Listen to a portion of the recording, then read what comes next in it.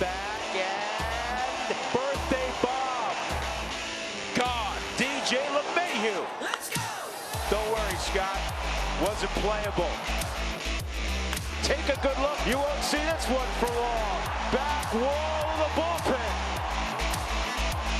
Boy, last night was big fun for the Rockies as they beat up the Dodgers 12-2. They've taken the first two games of this series. They've outscored Los Angeles 19-5 in the process.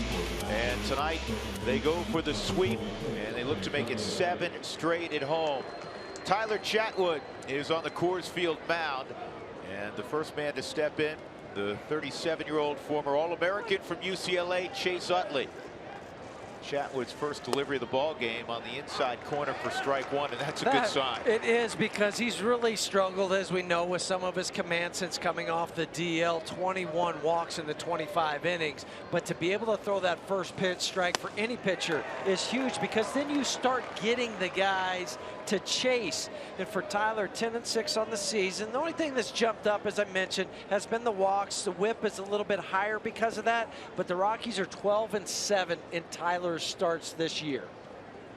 Here's the 0-2 to Utley. And this is blooped into left center, right center for a base hit. That snaps an 0 for 15 for Utley against Colorado pitching. So a little too much of the plate on that 0-2. Let's take a look at the arsenal for Tyler Chatwood. You know you're going to see that sinker the majority of the time. And it will cut some too on the fastball. Talking to Steve Foster today, he's hoping that there might be a few more curveballs and a few more changeups in tonight's repertoire for Tyler, because the numbers show that curveball, he's hitting 211 against that. The changeup 200. So they're above average pitches, both of them. But with Tyler, he has so much confidence in that fastball that he just rides that out. Yeah, we'll see if he mixes it up a little bit more this evening. I'm sure you're aware, if you follow the Rockies, of the contrast. He is among the league's best pitchers on the road. He has the lowest ERA, in fact, of all starting pitchers on the road in baseball at 130. But at home, it's been a different story. In fact, the league's hitting 121 points higher at home than out on the road for Tyler. 1-1 on Corey Seager.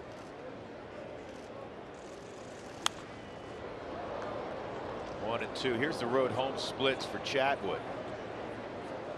And you can see the innings are identical. 6-0 unblemished record out on the road. 298 at home versus 179. He's given up 7 of his 8 home runs here at Coors Field. You expect a higher batting average, but not that huge a disparity ERA wise. Not with his stuff. Not with his stuff. I would agree with you. Speaking of stuff, the Rockies starters on a roll. The Rockies have won 10 of their last 12. And during that run, actually 11 of their last 13. And during that run, the starters are 10-0 with a 2 zip ERA. League hitting just 215 against him. 2-2 on Seager, and he's gone. It's the 5th time in this series Corey Seager has struck out. 1 out, and that'll bring up Justin Turner. Here's the Southwest batting order for Dave Roberts tonight. Turner's the guy you got to look out for. He's red hot. Josh Reddick did not start last night. Back in the lineup this evening. Just came down from Oakland. Adrian Gonzalez, you know all about him. Yasmani Grandal swinging the bat well. Howie Kendrick, Jock Peterson, and Kenta Maeda. So 1 out, 1 on. And here's Turner, 4 for 7 in the series. Really the only guy, Huey, who's had much success against the Rockies in the first 2 ball games. Hit the home run yesterday that was 361 feet to right field. His last 21 games at Coors Field, he's hitting 390. 23 for 59. Better than that over his last 33 against the Rockies, whether it's here or in LA. He's hitting 402. But it's not just Colorado pitching that he's picking on. Since June the 10th, Justin Turner has 16 home runs, most in the National League, 44 ribbies. That's second to Cargo. And he has a slugging percentage well over 600, which is second in the National League. So after a very slow start, Turner's doing what he's done the last couple of years. He's raking. It's the 1-1 and foul tip. It's held 1-2. And it doesn't matter really what type of pitch it is for Turner. He can catch up to the fastball, and even with the leg kick, he's on time with any sort of breaking pitch, whether it's a slider, a curveball, or a changeup. Now he's just a fixture in the 3 spot for the Dodgers.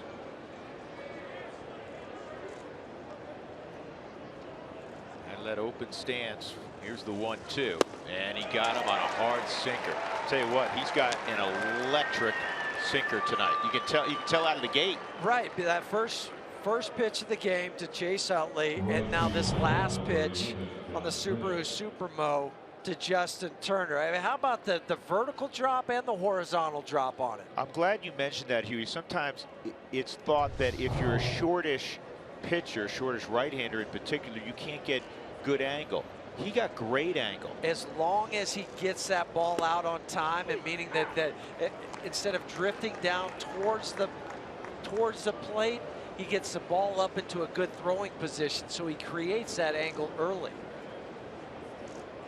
Josh Reddick with 2 outs. Rockies do shift with Reddick, and the 0-1's in tight, 1-1. Reddick was 0 for 4 on Tuesday, but Reddick hit the ball very hard that night. He lined out twice, hit a sharp ground ball to the right side.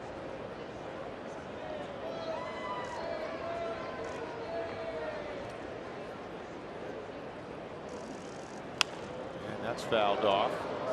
Here's the Rockies defensively. They're minus Cargo tonight, so David Dahl is flipped over to right field. Christian Adames is getting to start at short because Daniel Descalso, who started the first 2 ball games in the absence of Trevor Story at short, he's in left field. Adames has a great glove, really smooth defensively. 1-2, and this is an easy play for DJ. Good start for Chatwood. Real sharp in that first inning. Gave up the soft single to Utley. That was it.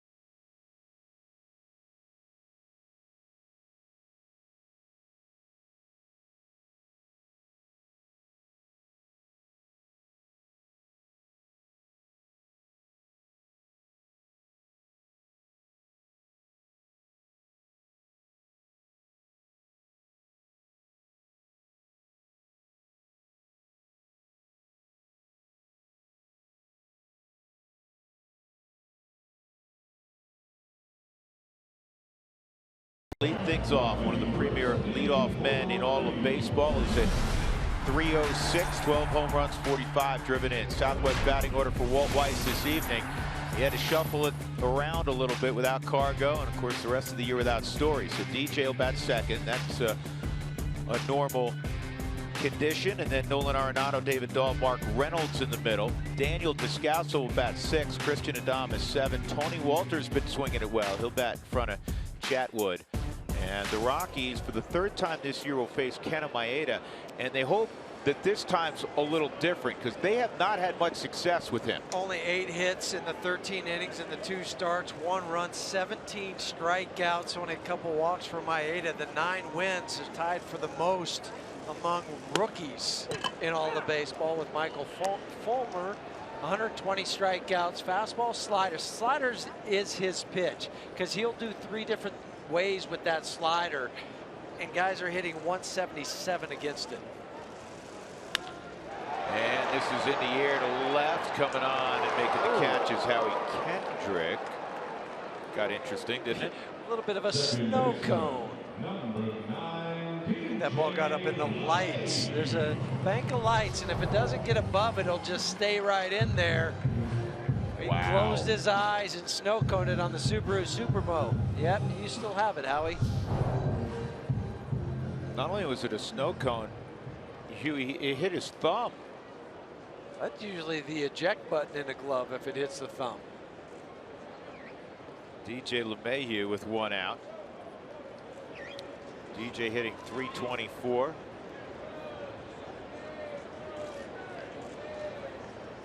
Two for 5 against Maeda, so he's had some success. And that's outside. What the Rockies hitters have done in this series has been remarkable, because they've been patient at times. They've made their pitchers work. They've extended at bats, and that's what they're going to try to do and accomplish tonight against Maeda. A little tougher task, though, because his pinpoint control makes it hard on him. He's not altogether different from McCarthy in that McCarthy's coming off Tommy John. Maeda's not. But Maeda's a guy, Dave Roberts told us before the game, they don't really want to extend him much beyond 95 pitches.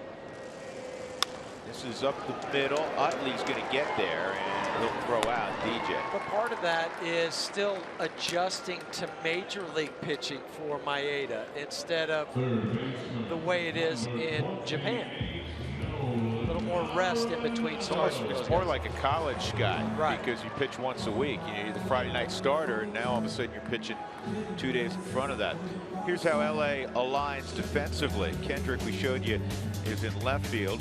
Peterson and Reddick there also. Adrian Gonzalez, talk about his bat. He's a very, very good first baseman and has been for more than a decade. Only one error this year for Adrian. Just a complete player.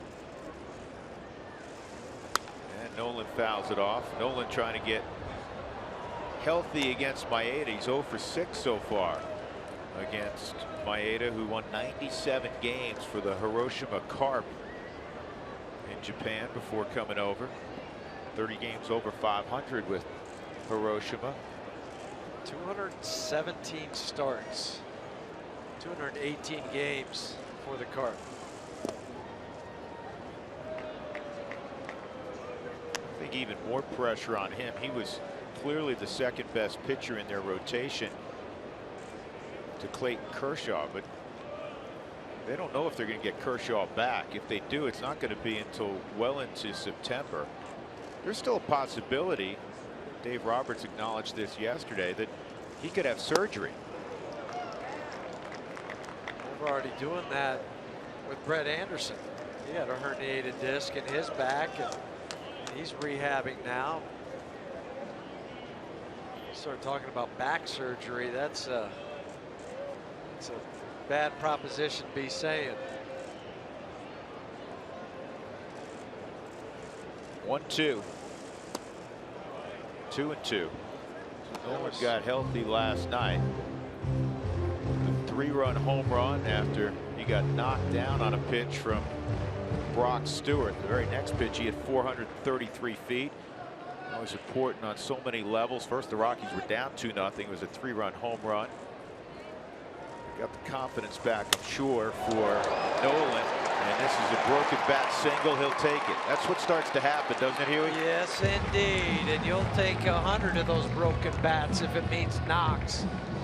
And when you're scuffling, it just seems like finally I catch a break. Another slider, back-to-back sliders, and will freeze us right on contact, right off the end of the bat. And that's what caused it to split on the Subaru Supermo.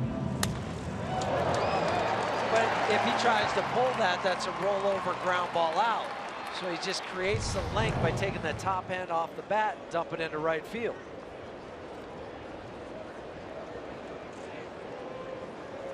So here's David Dahl riding that 9-game hitting streak. Batting cleanup for the second time in his brief career. He takes outside, ball 1. Last night, David hit 5th, threw out 3 more hits, 3 for 5, scored a run.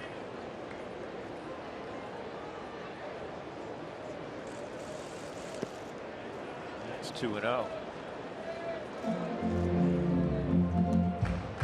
The number of quality at bats that the Rockies have taken since the All-Star break. I mean, if you were to put a percentage on it, it's got to be above 90%. I mean, they've not given away bad at bats. They're grinding from the get-go, not just late in the ball game when it's close. That's a strike, 2-1. That's what's helped the record. We have 14-5 since the All-Star break. I mean, everything. We said it before the break. You know, one night you would get great pitching, maybe the hitting wouldn't be there. A couple of things. You'd have good defense, good hitting, but no pitching. Now they're throwing all of these together, and you have the symmetry. Outside, 3-1. I mean, this is evidence of what we're talking about. David Dahl's a puppy up there. He's facing maybe not a seasoned major leaguer, but a seasoned professional pitcher in Maeda. He's spitting on close pitches. He's in a favorable count, 3-1 with Nolan in first, 2 outs. And that's the thing about Maeda. He's not going to give in on a 2-0, 3-1 count. Just throw a heater down the middle. Drops a curveball in. And a prime location for him on the Subaru strike zone.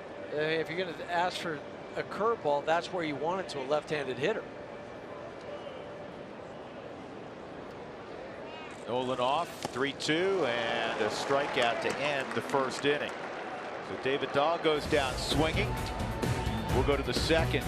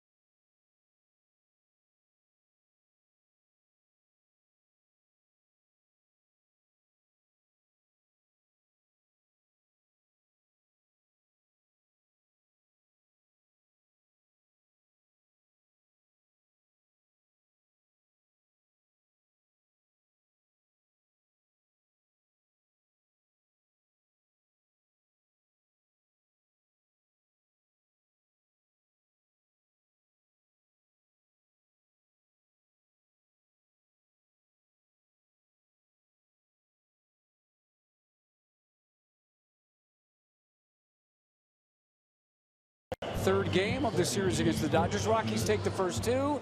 Thought I would ask Charlie Blackmon, since he kind of has the temperature of the team, does he think they made a statement winning those first 2? I mean, I think we've made a bit of a statement the way we've come out after the All-Star break and played really well.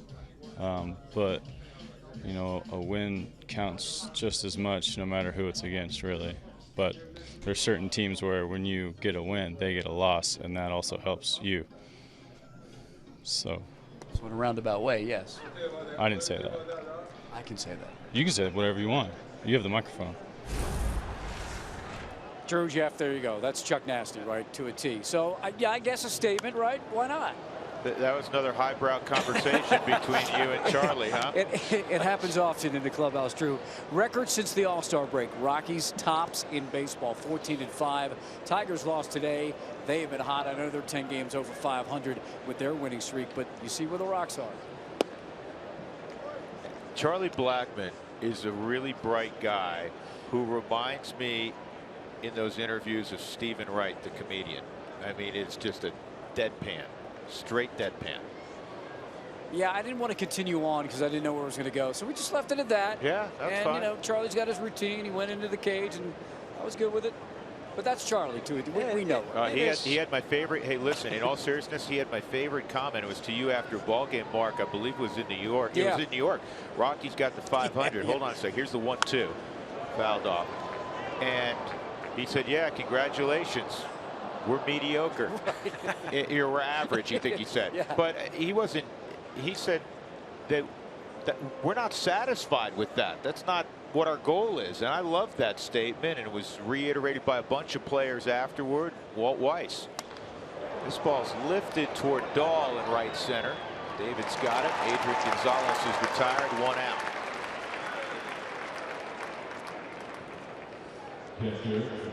Charlie's a hoot. Oh, he is. Well, I sat down with him when we were in Baltimore on the last road trip, did a little special for the club with Charlie, and he was so much fun. I mean, the answers, what he was talking about, so you'll have to catch that on the next episode. But I just like, you know, Charlie, two different Charlies. There's one before he gets to the ballpark, and then there's another one when he gets to the ballpark. He truly does flip a switch. I mean, he's a charismatic guy, fun to be around guy. When he gets to the ballpark, it truly is all business. And not a lot of chit chat. He's doing a lot of video study, as we have remarked in the past. Takes great care of the body. He's always ready to go. He got high praise, unsolicited high praise. He's going to field this on a couple of hops. Base hit for Grandal with 1 out. He got high praise from Dave Roberts when we were visiting with Dave before the ball game today. We were talking more about pitching, and Dave was saying how impressed with the Rockies starting pitching he has been and how it's improved. You know, Dave's been in this division for a long, long time as a player, as a coach, now as a manager. And then he said, I love Charlie Blackmon. I think they're very similar in the way they play, though. I think for Dave, he sees a lot of himself in Charlie because you can impact the game defensively, offensively, and on the bases. Yep, with his wheels. Howie Kendrick has hit 8 first, and now tonight 7. I like what I'm seeing so far from Tyler. He's pounding the zone. 18 of his 25 pitches have been in the zone, and the sinker has been down. 1 ball, 1 strike.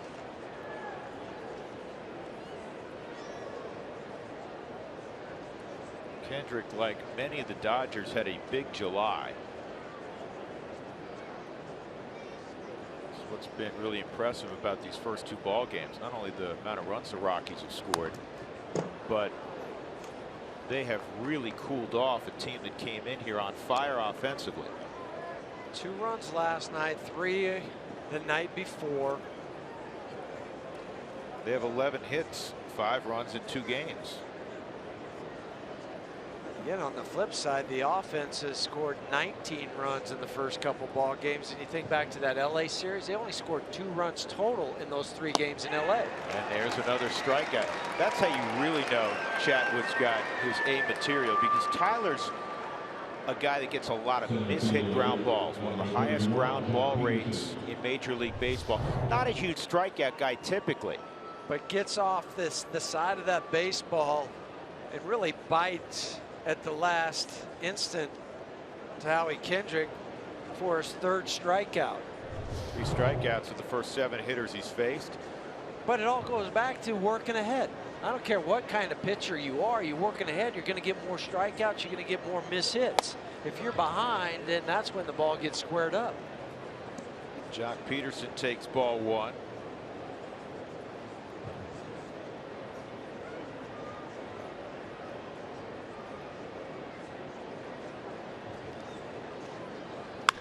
Hard shot. That's a fair ball. Long run for David Dahl.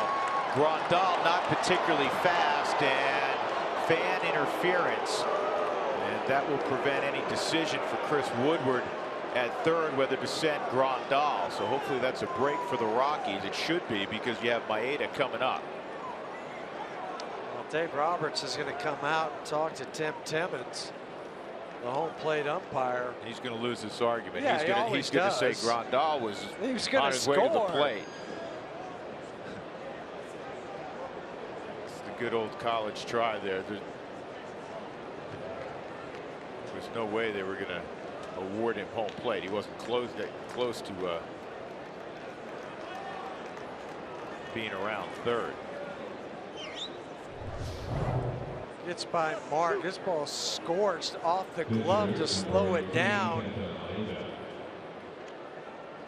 the fan reaching over.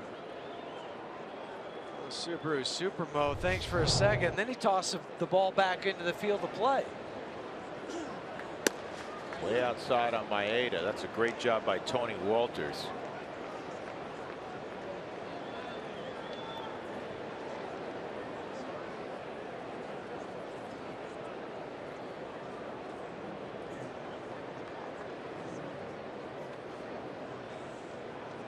Maeda hit a home run earlier this year. This is in the air to Dahl. He'll come on and make the catch, and that'll end the threat.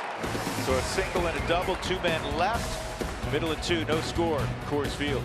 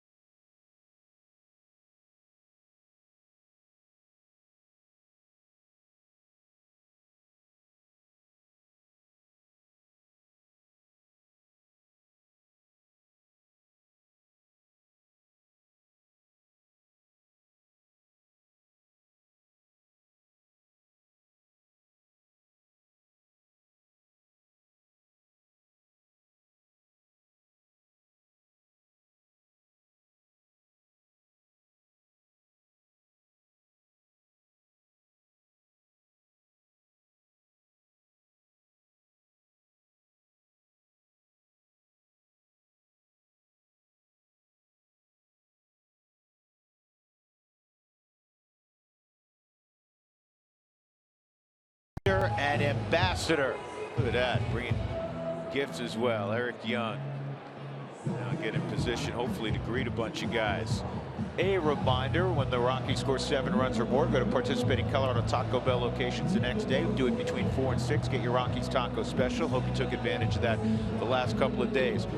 Cargo, always with a smile and an indication he feels pretty good as he's hugging up his buddy Nolan Arenado. Cargo again is available to pinch hit if necessary. Rockies are going to give him a day at least, maybe a couple.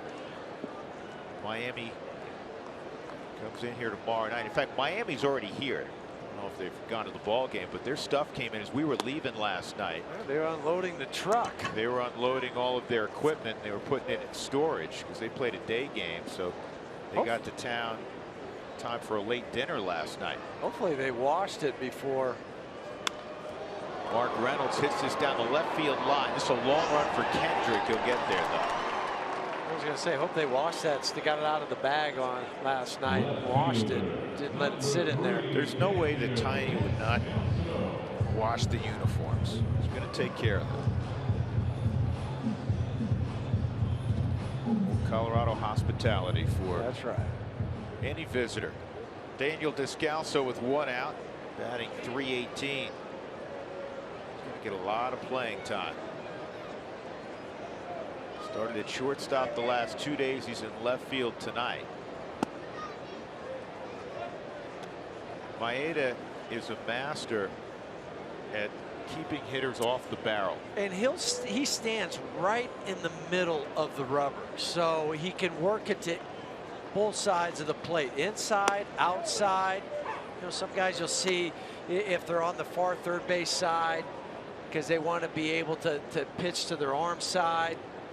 But Maeda, doesn't matter to him.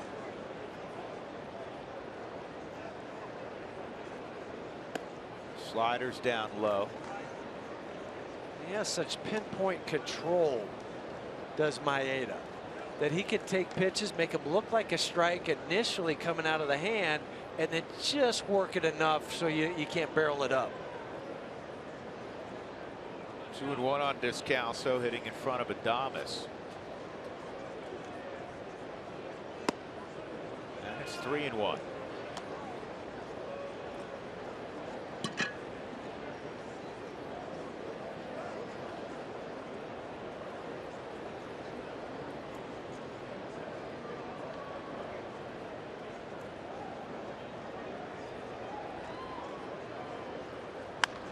Sharply hit, but it's right at Chase Utley. 2 outs. Tonight and every night, join in on the conversation with Toyota Talk. Send us comments, pictures, whatever you got via Twitter or Instagram. Use the hashtag Toyota Talk. And Trevor Story, congrats on his, I don't know if that's the right term, but he did have his surgery earlier today. And here's what he posted after. Always repping. I'll be watching the Rock Show from the balcony tonight. Successful surgery this morning. Thanking the man upstairs. Thankful for all the prayers and well wishes. Now, as we've told you many times, as great a young talent as he is, he's a terrific young man. He's raised right. Yes, he was, and now it's just on the road to recovery. Christian Adames filling in for his buddy, a guy he grew up with in the minor leagues, Trevor Story. Christian's going to get a nice little run here. It was neat during spring training, and I think we remarked on this during some of our broadcasts from Scottsdale, that when spring training started, it was an open battle between Adames and Story. And Adames had a great spring. Story had a ridiculous spring. He earned the job. But you would never know that those guys were battling day to day. You'd see them walking together, laughing together. I mean, they're good friends. You know, just because they're competing for a job doesn't mean you can't like that person. And I think that's these two guys. They really enjoy being around each other. They pushed each other. And we've said it before, and I'll say it again, that Christian didn't lose the job. Trevor won the job. And there's a huge difference. Yeah, it's a terrific way of putting it. 1-2 on Adames. And this is hooked to first. Maeda has it, and it's a 1-2-3 second inning. So off to the third we go. No score. Rockies and Dodgers.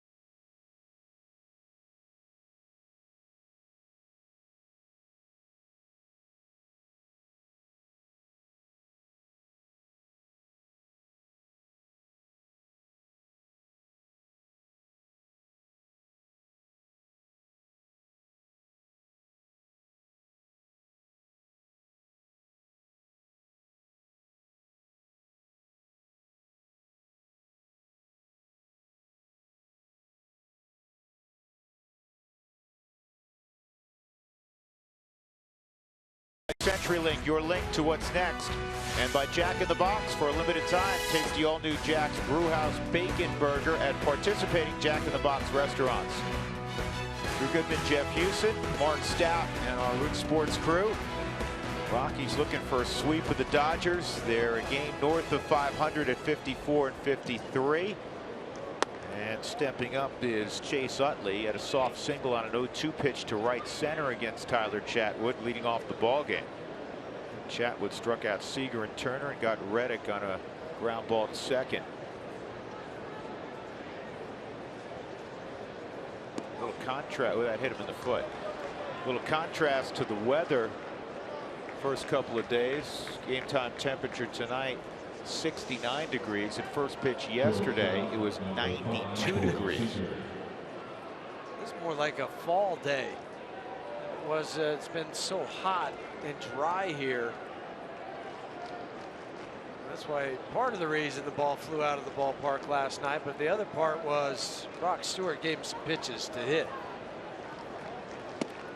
Stewart was optioned down to the minor leagues today. They made a move, brought up Grant Dayton, left-handed pitcher. Yeah, as I say, Grant Dayton's another lefty. They have 4 now in their bullpen.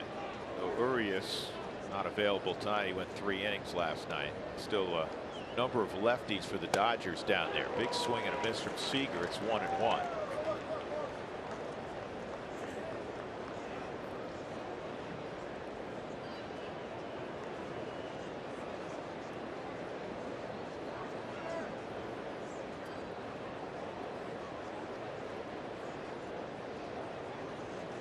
Utley draws a throw.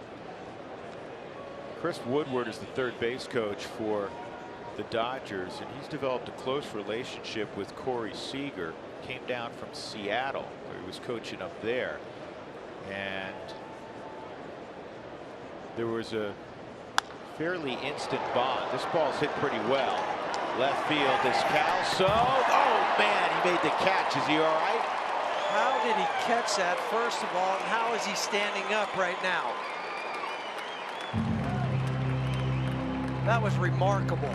Well, it was a great catch, and I'm amazed that he's walking away from it, because he hit that wall not only hard but awkwardly. The head angle and the shoulder, the arm going into the wall and the padding.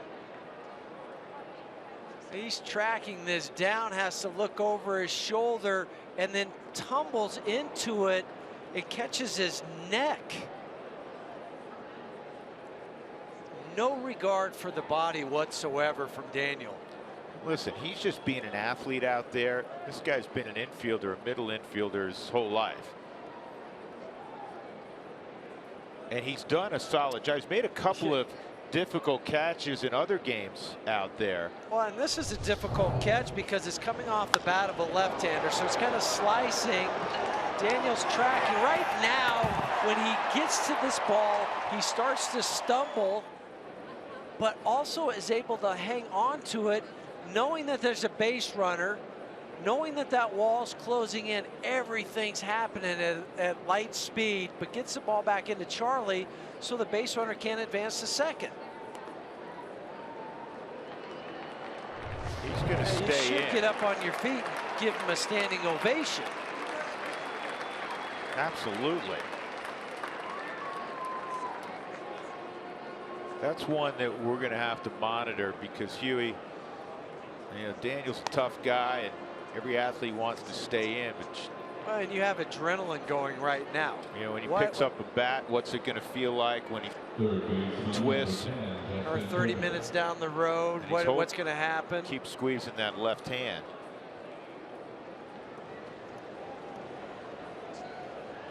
One out, Justin Turner at the plate. Well, let's see how this inning plays out for the Rockies. If he doesn't make that catch, what would have happened? But now you hit the ball on the ground, double play, you're out of the inning. There's a lot of different things. That could be one of those catches, one of those plays in the game you look back on and say that was a game changer.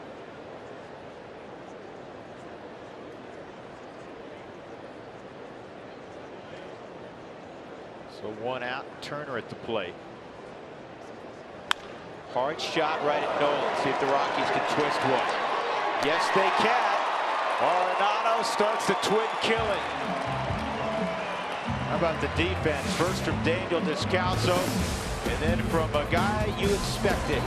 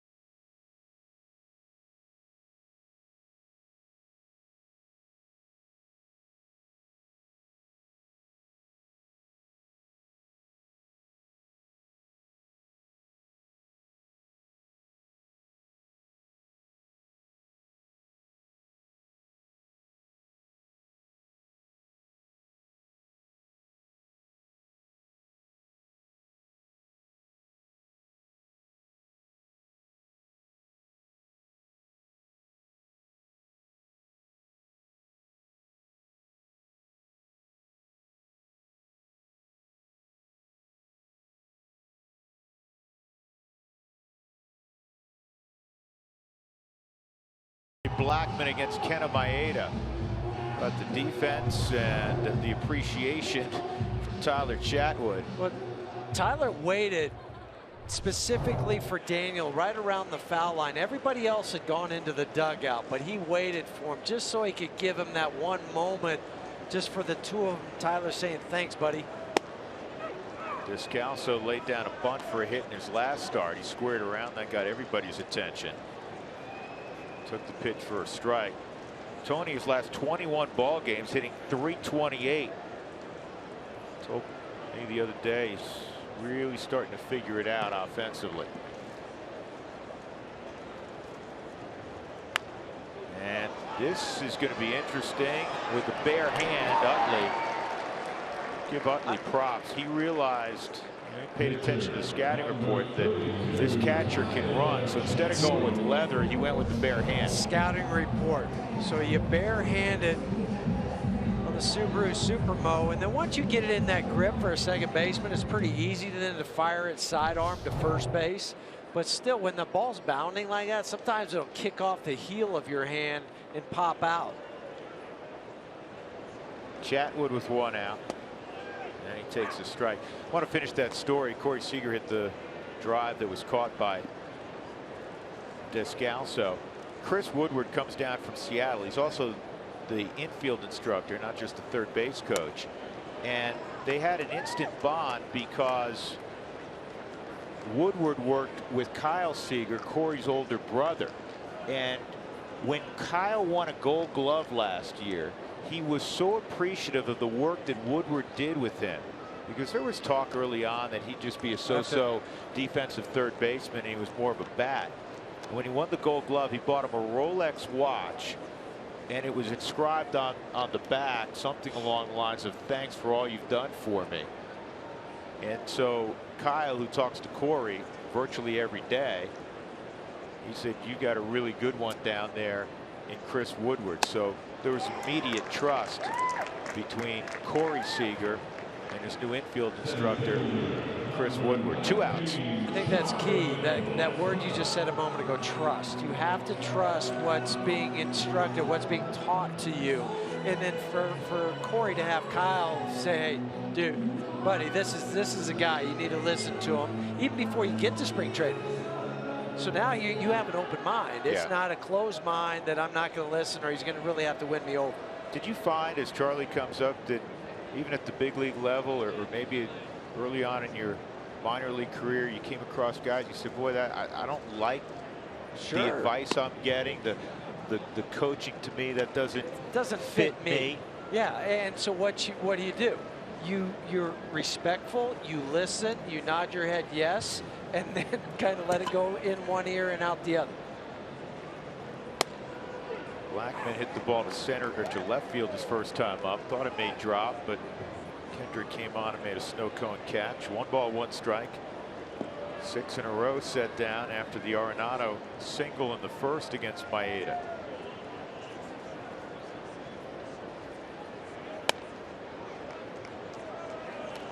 This game has the look of a contrast to what we saw the first 2 nights, where this is going to be a grind them out, try to win a low-scoring affair type of ball game. Who flinches first? Who makes the play? Who doesn't? 2-2. Right now, it looks like both pitchers are doing what they want to do. They're pitching ahead, throwing different pitches, different locations. I mean, even with the walk last inning by Chatwood, he still only threw 7 pitches in that inning. And Charlie gets hit. That's almost identical to what happened with Chase Utley and Tyler last inning. It was a curveball, and it hits him on the front leg. Charlie leads the club. It's the 8th time he's been hit by a pitch. Trevor Story's next with 5. The second base runner, and this is a running situation. If Charlie feels like the time is anywhere close in the delivery to the plate by Kenta Maeda, Eric Young, I'm sure, has already given him those numbers. He knew him coming in. What his typical time to the plate is. Well, and you've seen him 2 other times this year, so it's not relying on just scouting video or what I've watched on tape. I've got experience out at first base. I know the move, what he does with the baseball. You know how hard. That was probably his D move.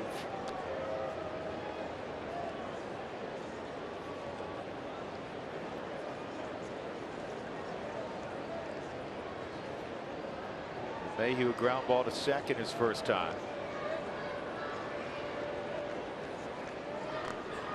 Now he improved it to a C move.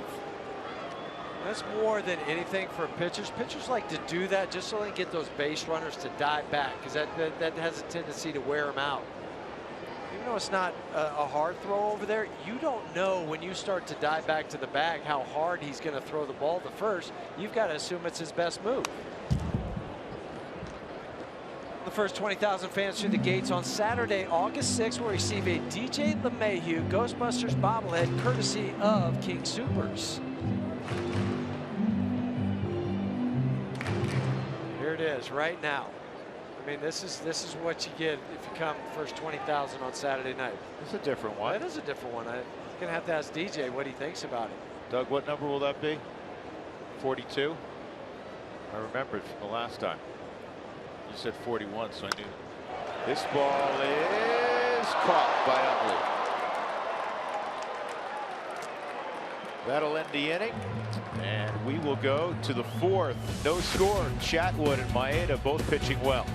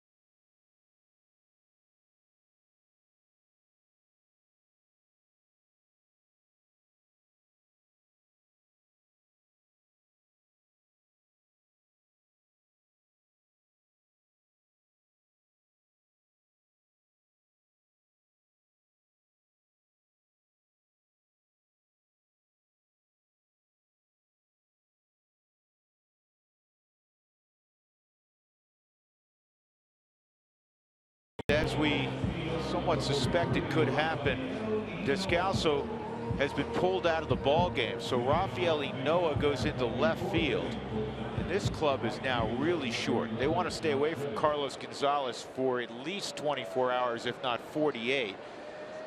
Cargo right there is available if the game's on the line, that type of availability.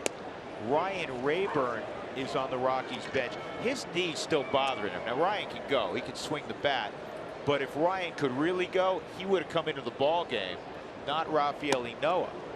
And you've started this game with just 4 guys on your bench because you're carrying the extra guy in the bullpen, the extra pitcher. 2 strikes on Reddick. 1 and 2, and then Nick Huntley, he's your backup catcher tonight. You're not going to use him. So basically Walt doesn't have an extra player other than Rayburn at this point in the 4th. So if you're one of the starting pitchers, you might think about making sure your spikes are real close to you because you might be called upon maybe just to lay down a bunt, do something if you need to do that. But the good thing is you got Tyler going out right now. Things are going well. In the air to left. Noah's got a long run, and it's a ball. It's 2 rows deep. Rafael Noah, this is 21st appearance in the outfield in the major leagues. He had 20 games in the minor leagues. And he was out there the other day.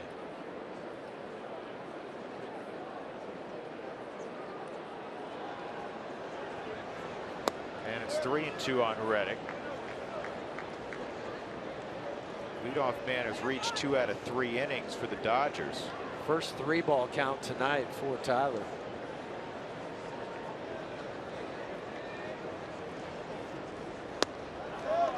And Reddick is the 3rd man in 4 innings to reach leading off an inning. First walk. And that'll bring up Adrian Gonzalez. That's why Descalso had to leave. This was a drive off the bat of Corey Seager.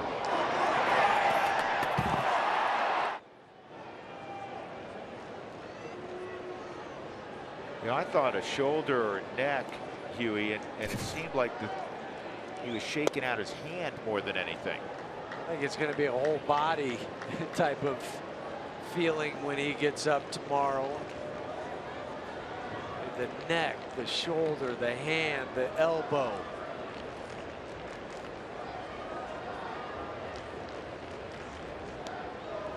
Adrian Gonzalez with a 1-0 count.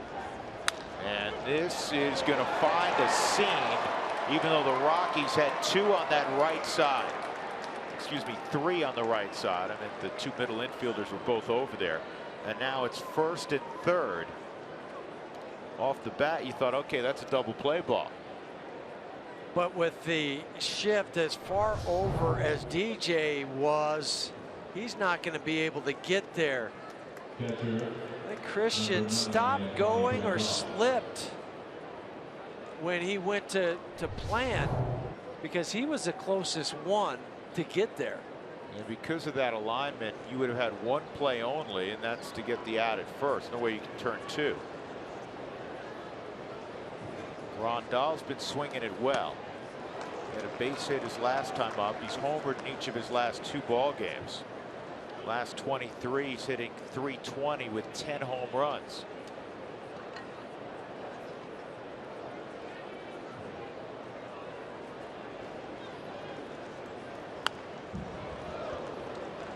Dialing it up to 95 on the last pitch.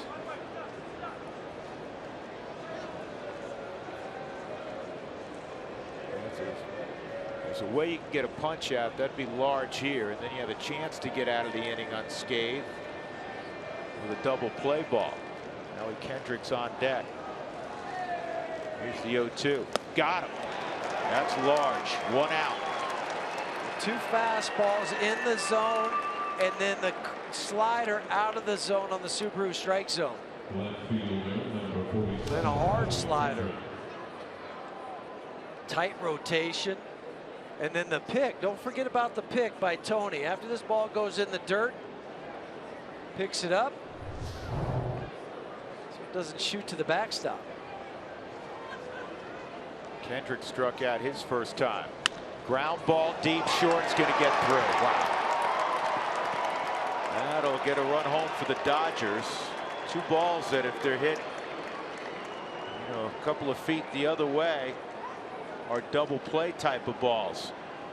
So the Dodgers get the first run here in the fourth. 26 RBI for Howie Kendrick, and I know Tyler's going to be disappointed with this, giving up the run. It wasn't hit hard, it was just in the right spot. But you go back to the Reddick at bat. He was ahead of Reddick. Yes. And he walked him. The leadoff walk of this inning. Jock Peterson, a double right down the first base line in the second. Probably the hardest hit ball by the Dodgers tonight. They have 5 hits. The Rockies just 1 so far against Maeda.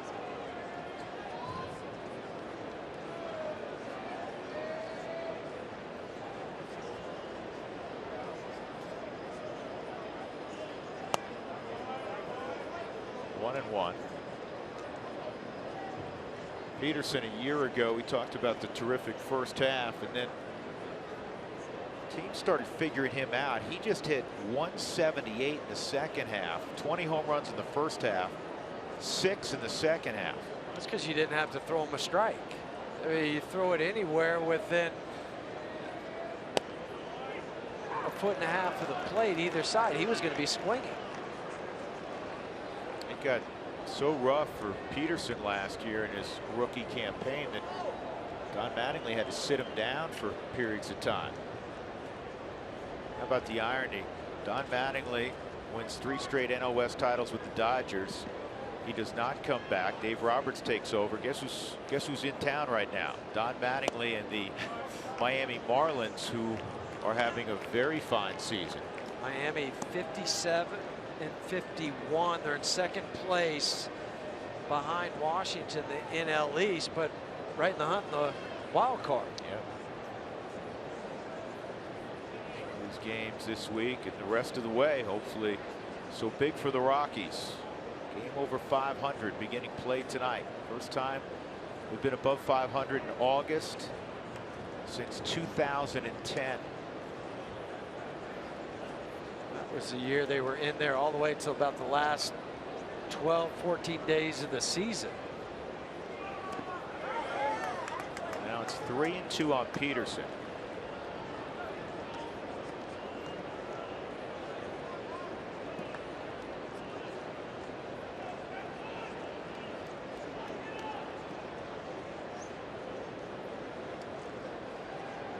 One out. Gonzalez at second, Kendrick at first. Not exactly the U.S. track team on the base paths. Off the end of the bat foul.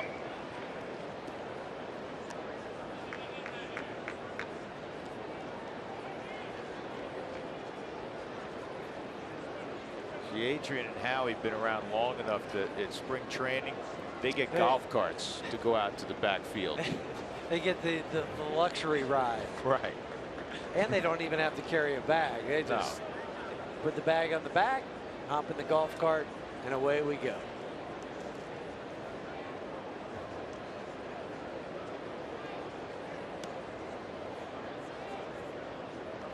Three-two, ball 4. So now the base is loaded for Maeda. August 8th is Purple Monday. Download the MLB.com ballpark app and become eligible to win autographed items. Plus, the first 5,000 fans will receive a Purple Monday Rockies flag.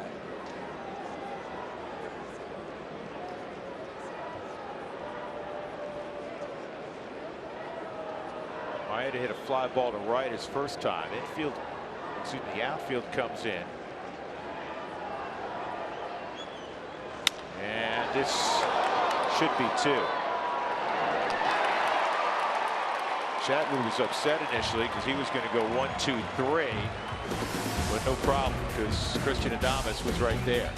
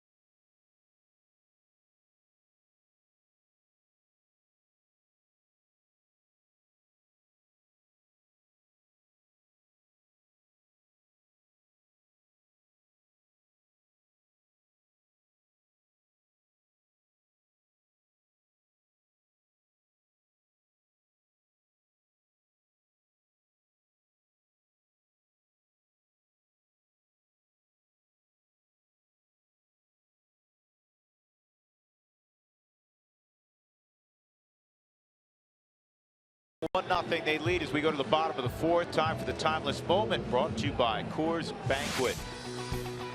August 4th, 1993. No one will ever forget this. Robert Ventura decided to go charge the mound with Nolan Ryan out there, and he got 4 noogies. Yeah, that wasn't smart. Remember Nolan saying afterwards that he was charged early in his career and kind of really didn't do much about it. He said, next time if somebody charges me, I'm going to take charge. And so Robert Ventura was the recipient of those noogies on the head. And Nolan, you were on that Texas team, but you weren't there because you were rehabbing an injury, right? Yeah, I broke my toe and had to have surgery on my toe, so I was down in Okie City rehabbing. Nolan didn't hurt his hand that night, did he? No. On no, Robin's head? No, not at all. He's hitting him with his right hand. I know. I don't think he cared at that point. Curveball's in there, a strike on Nolan. He has the only hit for the Rockies. And unfortunately, at least through the first 3 innings, this is following the same pattern that the other 2 ball games started by Maeda has against the Rockies. And Adrian Gonzalez is not going to have a play. Good effort. Maeda against the Rockies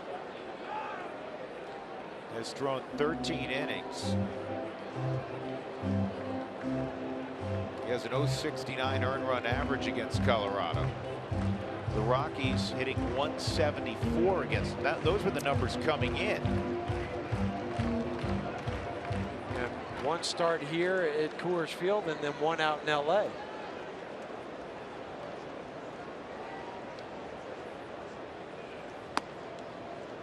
1 for 9 tonight.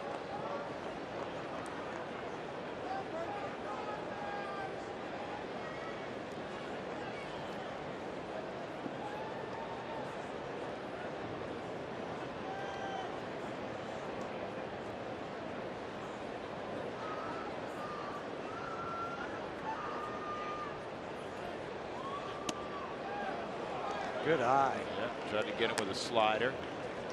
You have to have a good eye if you're looking at pitch number 4 on the Subaru strike zone.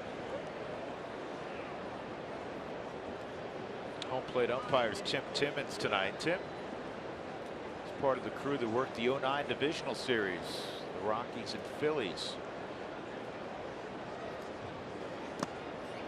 Now it's 3-2. David Dahl on deck.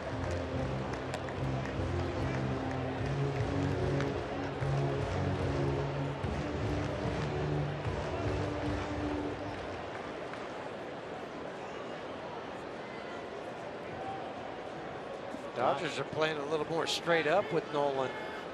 After he had the base hit to right field. Now they'll scoot over, at least Adrian Gonzalez will.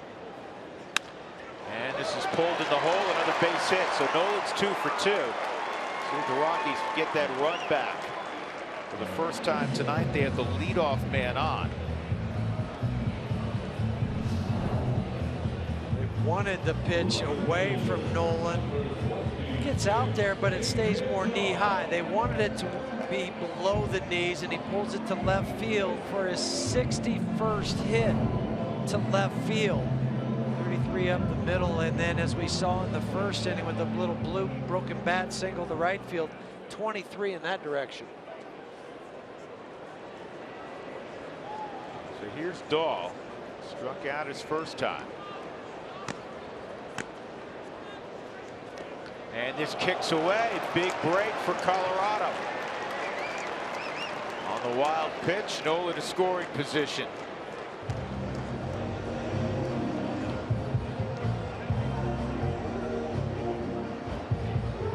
Wild pitch. Rondal tries to backhand this instead of blocking it. You see the reach on the Subaru Supermo, but instead of dropping down and keeping it in front of him, he allows it to scoot by, and now Nolan's at second and David's saying, I just have to pull something to the right side. Take a bunt with you right now. You have a 1-0 count. He has the ability to do it, Huey. You know, Gonzalez naturally and Utley deep on that right side, and that at the very least will get Nolan to third. He can execute it. And if you're thinking about that, what pitchers are trying to do, hitting left hand, they're trying to work you away. So you're trying to sink the ball away from you. It's a little bit harder to pull it with you, but you just have to create your angle a little bit sooner and reach just a little bit more for it. Would you cheat up on the plate, Yes, Huey? I would. Just 2 or 3 inches closer to the plate. He had a hook swing there, and he's out front. 2-1. And see, those jerseys are going to get real popular. Trust me. Starting to see a lot more of them. This is something you work on every day in batting practice. The get me over at bat. This is well hit center field. Really well hit. And gone. That's how well hit. That works even better. Third home run for Dahl. And the Rockies take a 2-1 lead on his first Coors Field round tripper. How special is this kid? That's like last night what DJ was trying to do, getting Charlie over at second base. He hit the ball out. Tonight, David does the same thing.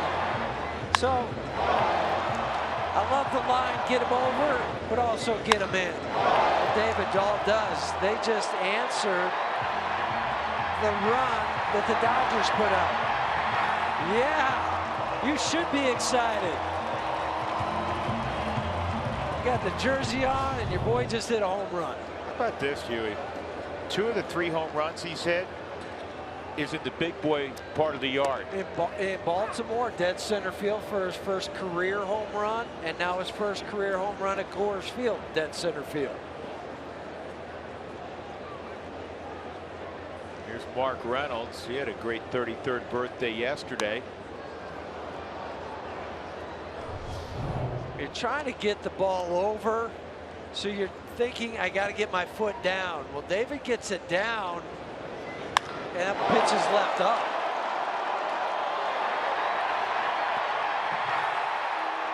Jock Peterson last night tried to rob Mark Reynolds, threw his glove over the wall as the glove ended up over the wall, didn't throw it. Yeah, and the by the way, David Dahl now has a 10-game hitting streak to begin his career. If you include his brief time in Albuquerque, he's hit 25 of his last 26 games with 8 home runs. Not bad. And he's hitting above 450. Easy game for him right now. 0-2 on Reynolds. Mark goes down. Let's check in downstairs with Mark Stout.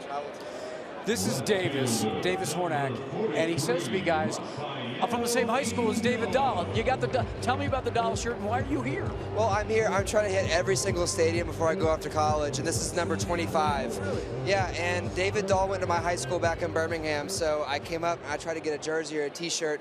No one had one, so I was like, I'm gonna make one. So I made it, and here I am.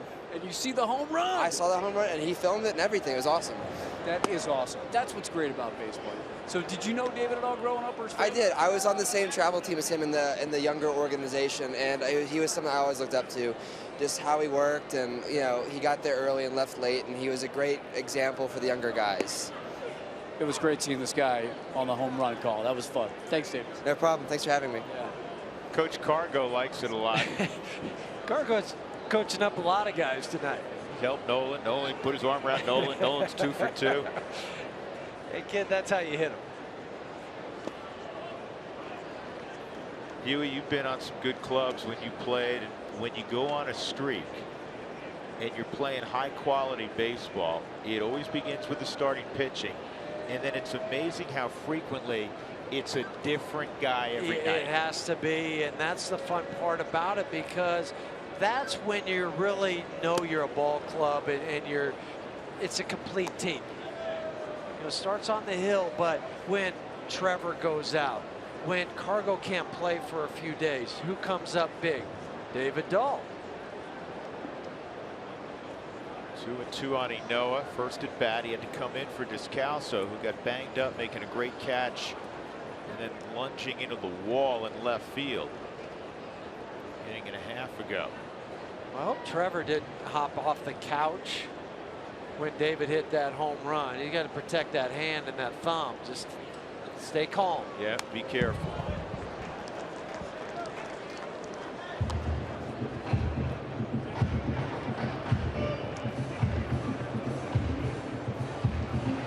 Dahl told us the other day, and he's gotten great advice from a lot of different people, but he singled out Cargo in his opening days in the big leagues. Some things that Cargo told him about: just keep doing what you're doing. You deserve to be here. You earned the right to be here. And it meant so much to him coming from, you know, an established star like Cargo. And we've noticed around the batting cage, on the plane, on the bus, how much time Cargo has spent with them. And that's why he is a unique player. And I'm talking about Cargo because he reaches all corners of the locker room. Yep. And that's big because he can talk to the pitchers. He can talk to, you know, the young guys, the older guys. He has respect of everybody in that locker room. Noah goes down. It's the third strikeout for Maeda, and that'll bring up Adames. Now, right now they're talking hitting.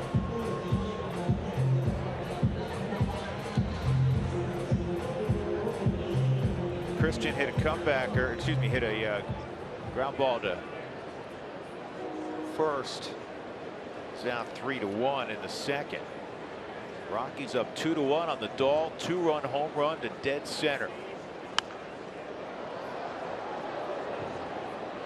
First 2 ball games against Maeda. First 16 innings against Maeda this year. In 2 1/3 games, the Rockies had a run on 9 hits. That's it. They got the big fly from Dahl. 12th home run, excuse me, 13th home run this year that Maeda has given up.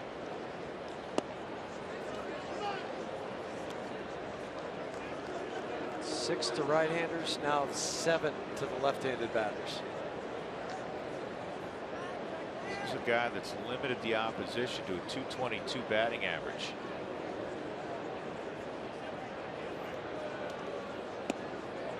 And that's a called strike. 1-2. It's a paint pitch on the Subaru strike zone.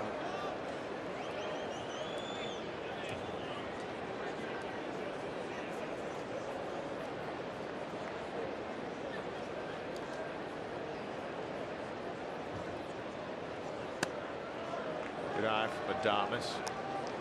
As he starts to compile at bats, you'll see more offense from Christian. There's, you know, plenty in there. We've They mentioned the fact that a couple years ago he won a Winter League batting title, and last year he was an all PCL shortstop. And he gets hit. So Adames goes down to first with 2 outs. Another thing that's happened this inning that's beneficial to the Rockies is the slider's going to hit the foot. Is that Maeda had a real low pitch count through the first 3 innings. He's been extended a little bit here in the 4th, and he's not a guy that's going to throw 115 pitches. He's not going to throw many over 100. It's probably in the 90, 95 area before Dave Roberts looks to get him out of there. And it's been 25 pitches this inning for Maeda. We'll bring up Tony Walters, grounded to second in the 3rd.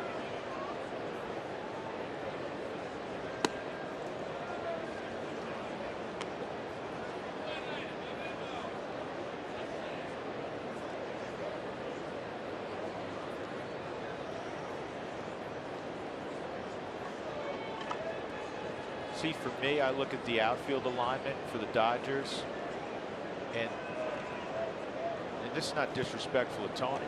There's no way I'd play my outfield this deep. We've seen it, though, in this whole series where Jock Peterson, as deep as he's playing in center field.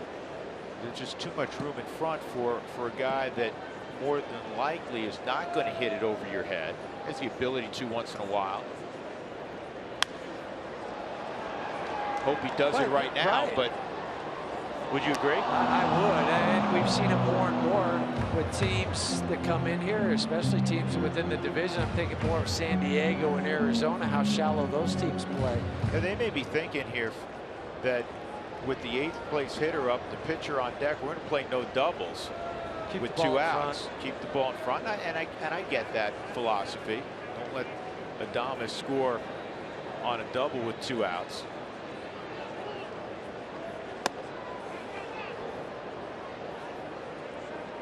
But we've also seen balls that don't even get to the wall where guys are able to score from first base.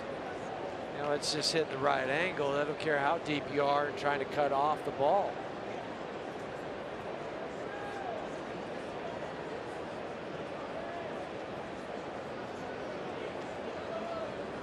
Two and one on Walters.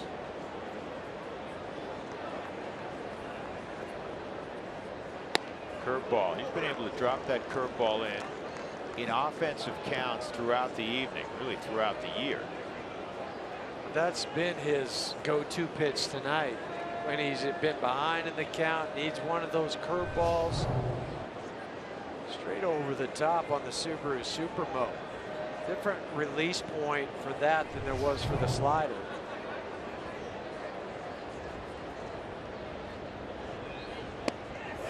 Went soft again, and he strikes out Walters. In the inning, a single by Nolan, and then David Dahl punished his one over the center field wall. 2-1 Colorado. 3rd home run for Dahl.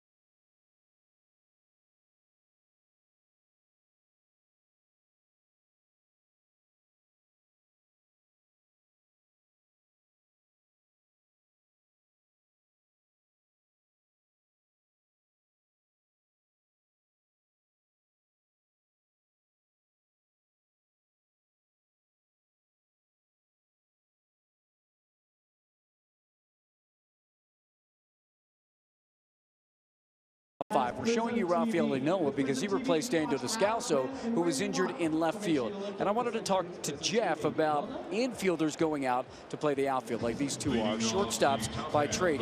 Chris Warren, who's an ex-Rockies player in the minor leagues, and he's with the team now, video guy. I was talking to him. He's a shortstop by trade. Jeff, he told me that he went into the outfield, and Dave Collins was his manager in the minor leagues. And one of the things he said to him was, the brim of your cap is what you use for your depth perception if a ball is going to be over your head or in front of you, whether you should go in front or back. Did you have any tips like that when you went into the outfield that you remember as a shortstop playing, in particular, left field?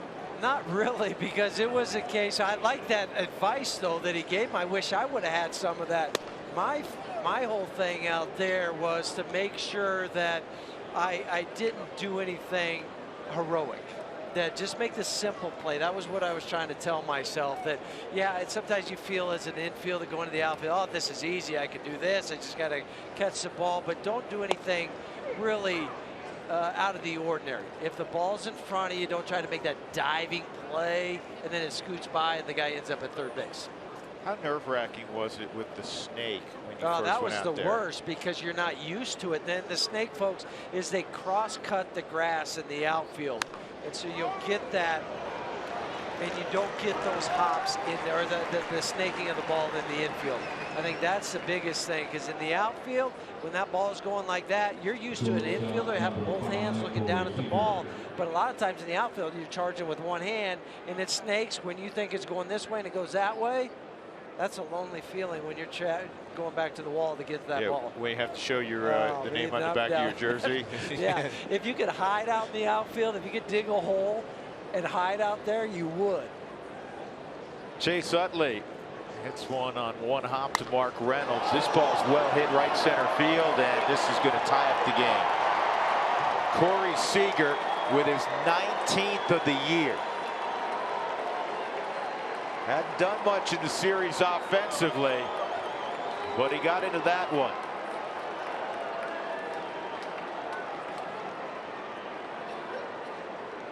Corey, he swings at the first pitch right around 44% of the time, and he jumped on this one. Tyler knows it. Quick bat. The reason he was in the home run derby at the All-Star game.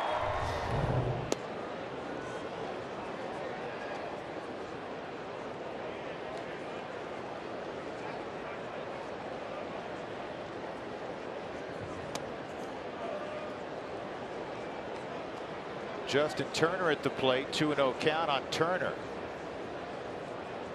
Special rookie, Corey Seager. Think of the three top rookie position players this year in the National League. They're all shortstops. Seager, of course, Trevor Story, of course, Aledmys Diaz for the Cardinals. Fortunately for Trevor, you know his situation. Aledmys Diaz hurt his thumb. He's on the disabled list. He's not out for the year, at least not expected to be. Premium positions for all three of them. Turner hits this one well to center. And Charlie can't make the catch. Dahl backing up. And he's going to make sure that it's just a double for Turner. A great job by David Dahl helping out. Otherwise, it's a cinch triple. And Charlie can play this wall as well as anybody. Just times his leap, does everything possible as he's going back to the wall to try to make this grab, and it goes over his glove on the Subaru Supermo, just out of his reach. But David Dahl didn't buy a ticket, didn't say, oh wait, I'm watching Charlie here. He hustled over there to keep Turner at second. Outside on Reddick. 0 for 1 and a walk. It's a 24 double of the season for Justin Turner.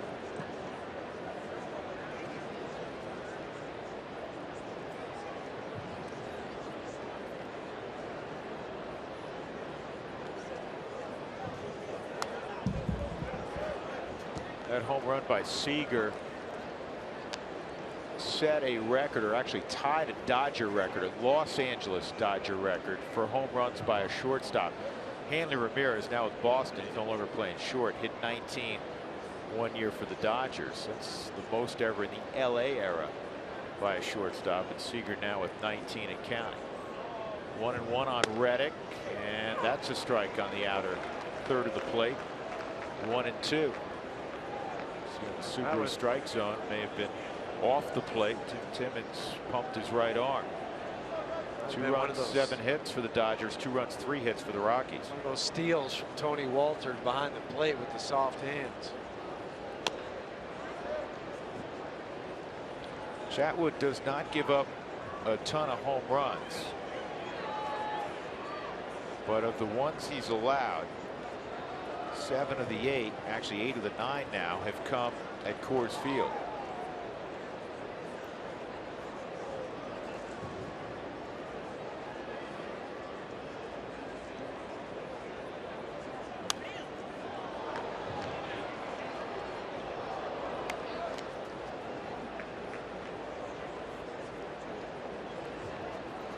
Seager at almost 6'5" creates a lot of leverage, doesn't he?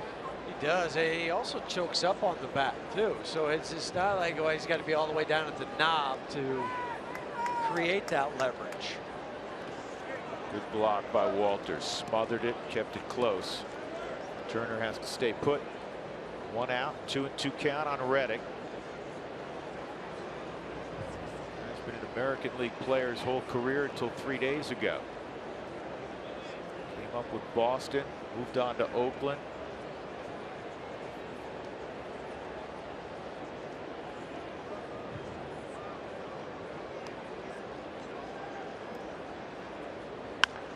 Does the advantage go to Huey, hitter or pitcher, when you switch leagues?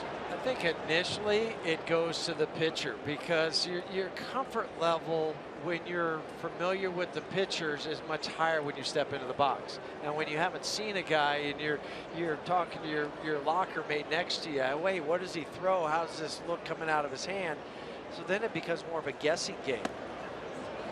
Reddick's putting together a good at bat again. Last time he was behind in the count and he earned a walk and scored the first run for the Dodgers. And he was behind here, and now he's got it to 3-2. That's why they went out and got Josh Reddick over Yasiel Puig. Puig doesn't see many pitches. He's up there to hack. Reddick will see some. And he gets him out on the front foot. DJ's got a long run. Dahl, who's going to get there? It'll be Dahl. Speed never has a bad day. It's another reason that David Dahl is such a valuable asset to the Rockies, in that this is the biggest outfield by far in baseball, and Dahl is a center fielder by trade. But he has the speed, he has the jump to play either position. He has the arm and the accuracy also to play right field when he needs to, when Cargo's not out there. Adrian Gonzalez. He's one of the last guys you want to see with a runner in scoring position. He has the 6th best average in the game of active players with runners in scoring position, 321. He's been doing this since 2006. Adrian will take what the pitcher gives him.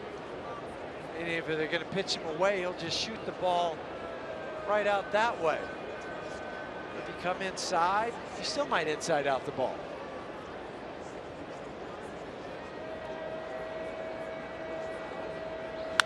Ground ball up the middle, and LeMahieu smothers it. Can he get the out? Safe there. Adames, I should say, made the play and nearly had Adrian Gonzalez at first. Give Mark Reynolds a lot of credit. Good pickup, and then he was eyeballing Turner at third. Well, and give Adames credit for knowing that I have to dive to keep this from going to the outfield. It's really hard after you dive for a ball where he did to think about, I have an option of trying to get the guy at third as he rounds the base, but that might have been his best play because Turner was booking it coming around third. But it's really, I mean, I've been in that spot before. That's the last place you're thinking, but sometimes it's your best place to think to go. It's not dissimilar to first and second situation where on a slowly hit ball to the right side, the shortstop will spin and throw back to third, thinking the guy may have taken a big turn. And I know you've gotten some guys that way in your career. Yeah, you get the whole fake arm fake going to first base, spin, hit him at third base. But just to be able to knock it down, to keep that run from score. Grandal with a 1-0 count. Big sequence here, and that's inside 2-0. 2-2 game after the Seager home run. Turner at third, Gonzalez at first, two gone in the top of the 5th inning. Chatwood and Kenta Maeda matched up.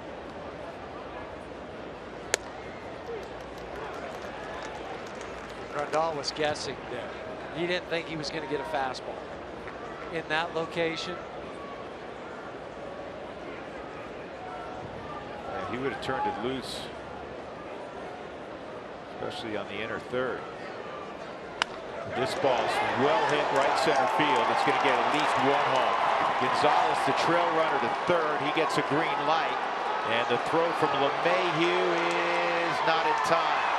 It's a 2-run triple from Grandal, and it's 4-2 Los Angeles. Well, Grandal is enjoying his best period of time in a Dodger uniform with his second hit of the night. This is July 1st, hitting over 325. It's a changeup up. Drives it into the right center field gap. Get it back in quickly, but Adrian Gonzalez able to motor home.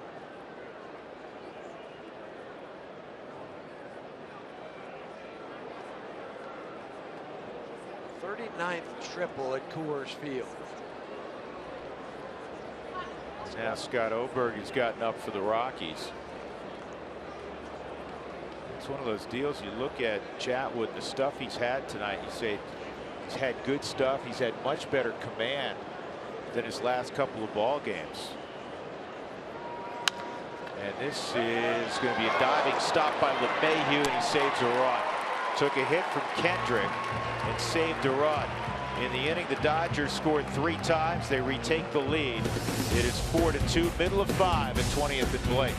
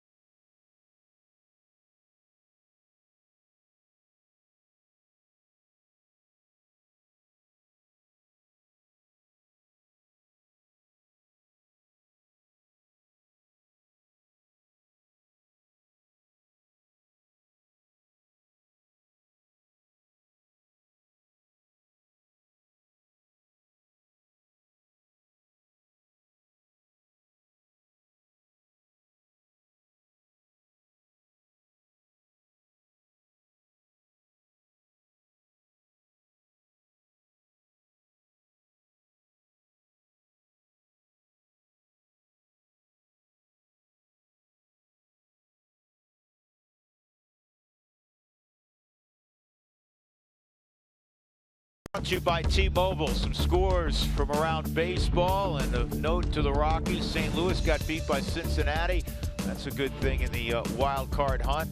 After a delay, it's 1-1 Atlanta and Pittsburgh. The Pirates, another team in that wild card pursuit. The Mets bounce back. They beat the Yankees tonight behind Bartolo Colon 4-1. San Francisco got a home run from Denard Span in the top of the 10th and held on to beat Philly 3-2. Tyler Chatwood will lead off here in the 5th against Maeda. I was starting to say about Chatwood, Tyler, really good stuff tonight. But that home park's getting him again, and then he's given up 4 runs in 5 innings, 9 hits. Could get the big out against Grandal. The Dodgers hit for the cycle, the team cycle, in the 4th, or in the 5th.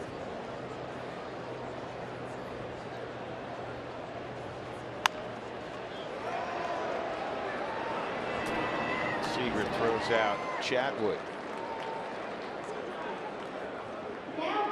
That'll bring up Charlie Blackmon. Charlie's 0 for 1, was hit by a pitch. The big hit of the cycle last inning for the Dodgers was that triple by Grandal, his first of the year.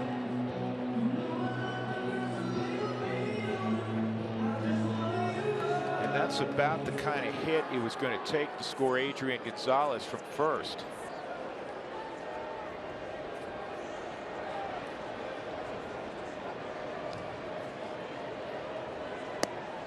Dave Roberts did a really nice job, and I think his experience of being in this division and playing a number of games, coaching a number of games at Coors Field, paid off the first 2 days.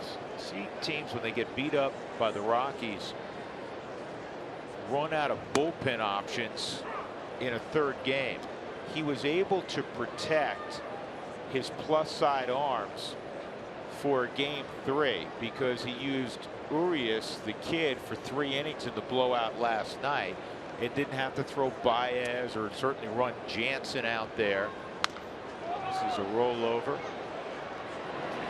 The other guy you used last night too, Josh Fields, who they had just called up.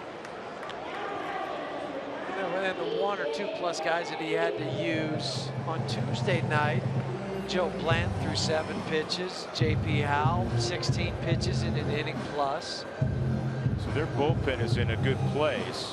And he didn't have to use Jansen at all. That's their closer. Right. That's why it's imperative for the Rockies in these next couple of innings to counterpunch and get even and hopefully take the lead. It's the backside of that bullpen for the Dodgers. Their bullpen as a whole is one of the best in baseball.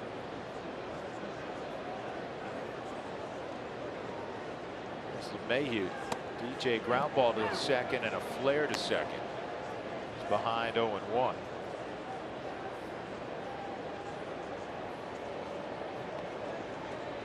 This is game 12 in the season series between Colorado and Los Angeles. The Rockies are 5-6.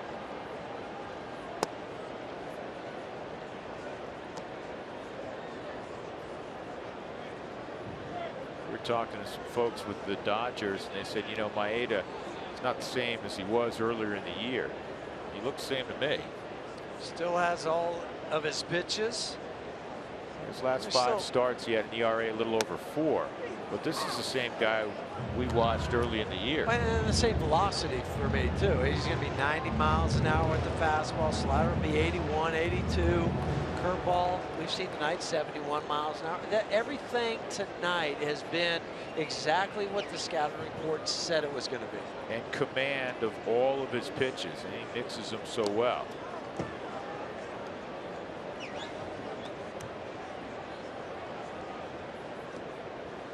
Four runs, 9 hits for LA, 2 runs, just 3 hits for the Rockies.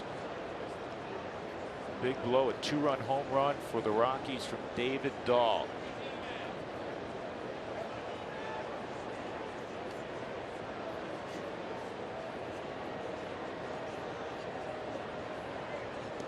Three and 2. DJ with a .324 average entering the game today. Highest average ever by a Rocky second baseman. that man. 324.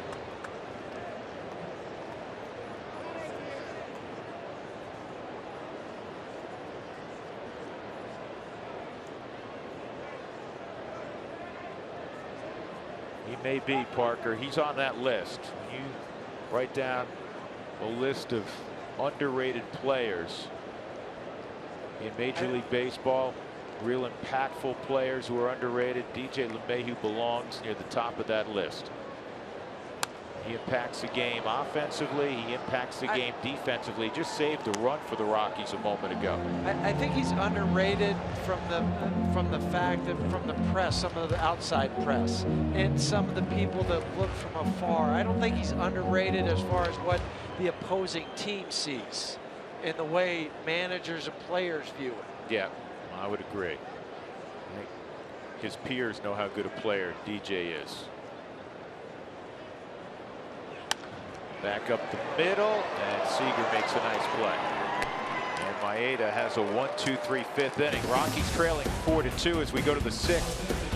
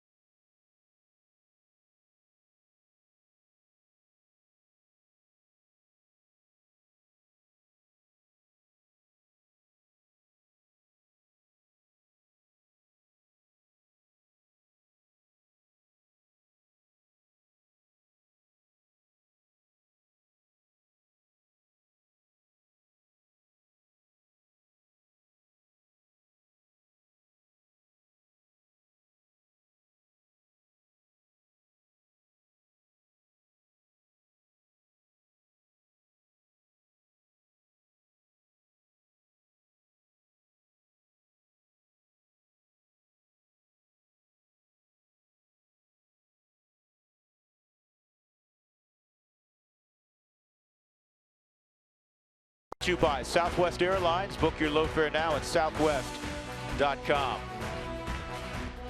Rockies have won 6 straight at home. They've taken the first 2 of the series with the Dodgers. They trail right now 4-2. Drew Goodman, Jeff Houston, Mark Stout. 4 blocks from historic Union Station. Things gearing up for the weekend. The Marlins will be here. Giancarlo Stanton, Martin Prado, Christian Yelich. They're already in town. Ichiro sitting on 2,998 hits. Jock Peterson, a double and a walk. 1 ball, 1 strike.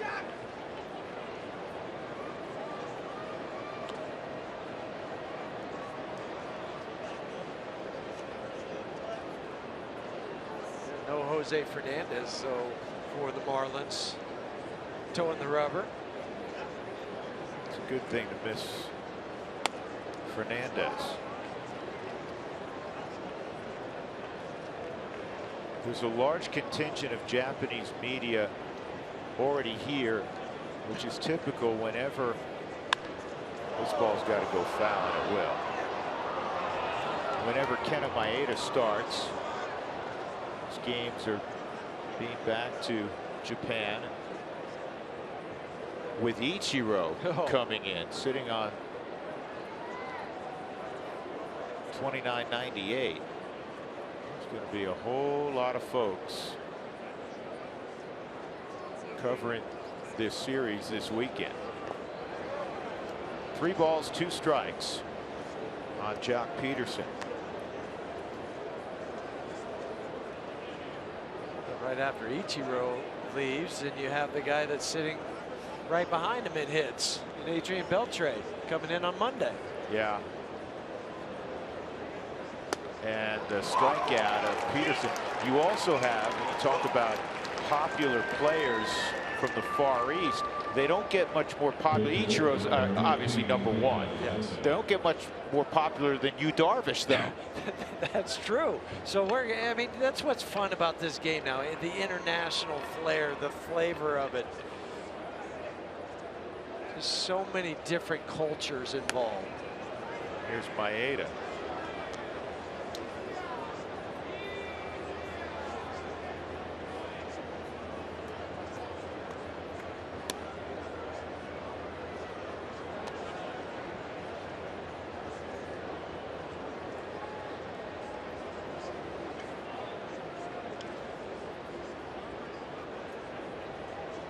(2-0), and that misses. 3-0.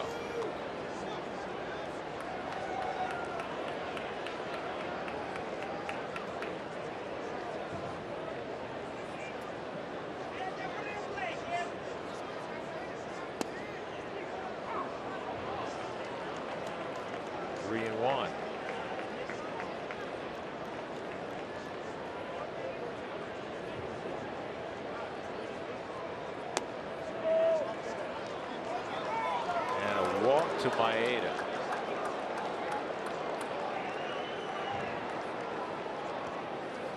Well, tomorrow is the next Fan Friday, and the first 10,000 fans will receive a Fan Friday Rockies baseball cap courtesy of KOA News Radio. Third walk by Chatwood. His command's been much better tonight. Well, leadoff walk in the 4th inning to Reddick ended up hurting him when Kendrick singled him home after a Gonzalez base hit.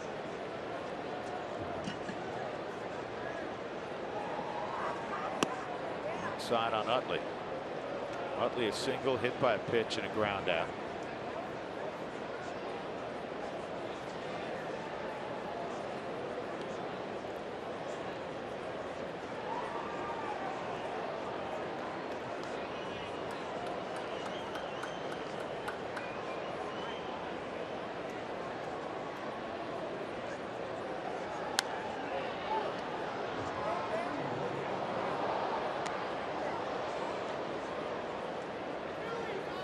Tyler looking for his 3rd double play of the evening. Come in 2nd in the National League and grounded into double plays per 9 inning at 1.30.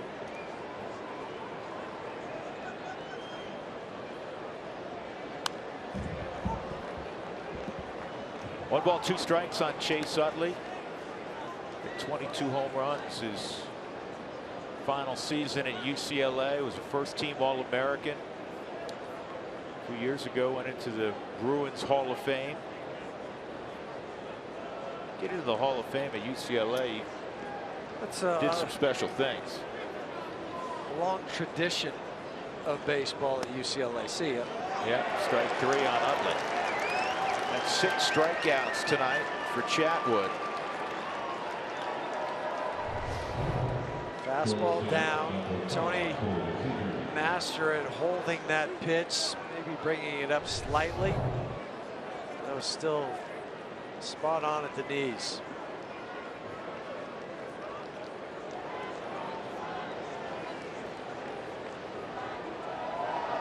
Here's Seager in a self-defense swing. He struck out on a similar swing a couple of days ago against John Gray. 0-1. Seager tied up the game last inning with a 1-out home run to right center field. And the Dodgers would get 2 more. No doubt about this one. Off the back wall of the bullpen.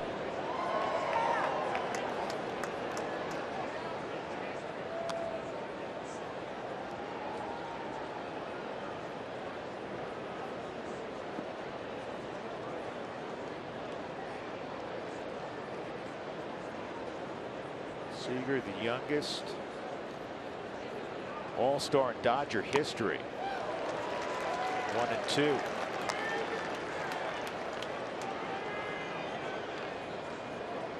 '22 and change when he went to San Diego for the Midsummer Classic.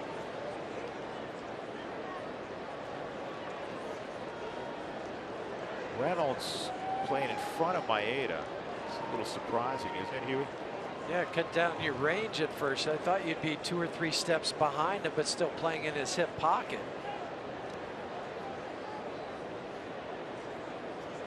Or maybe he just doesn't want that base runner to block his vision. But still, by the time the base runner gets off on his secondary, it shouldn't be a problem. In the air to center field, playable for Blackman. So the Rockies trail 4-2 as they'll come to bat in the bottom of the 6th inning. And we will see Nolan, David Dahl, Mark Reynolds.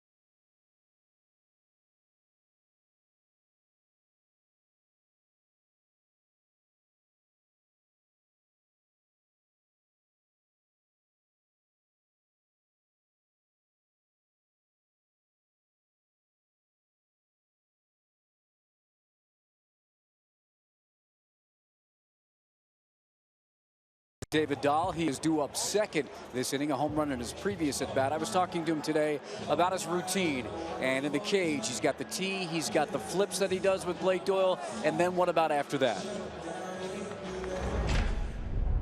In the BP, first couple rounds, line drives the other way, and then the last couple just kind of see what I have, and then in the game just don't think, just get ready to hit, see it, and you know, if it's there, swing. If it's not, don't swing. In the game, don't think. Well, let's see if he does that when he follows Nolan here. Don't think. That's the best advice. That's when you get in trouble as a hitter, when you overthink. When guys get in slumps, they're thinking about their hands, their foot. When you're going well, I just saw the ball and I hit it. Simple as that. Paralysis by analysis. Nolan 2 for 2, takes that pitch. It's 1-1.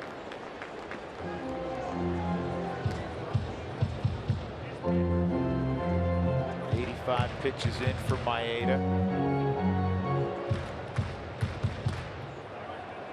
Thick part of the order up. Rockies obviously down Trevor Story. They're down Cargo tonight.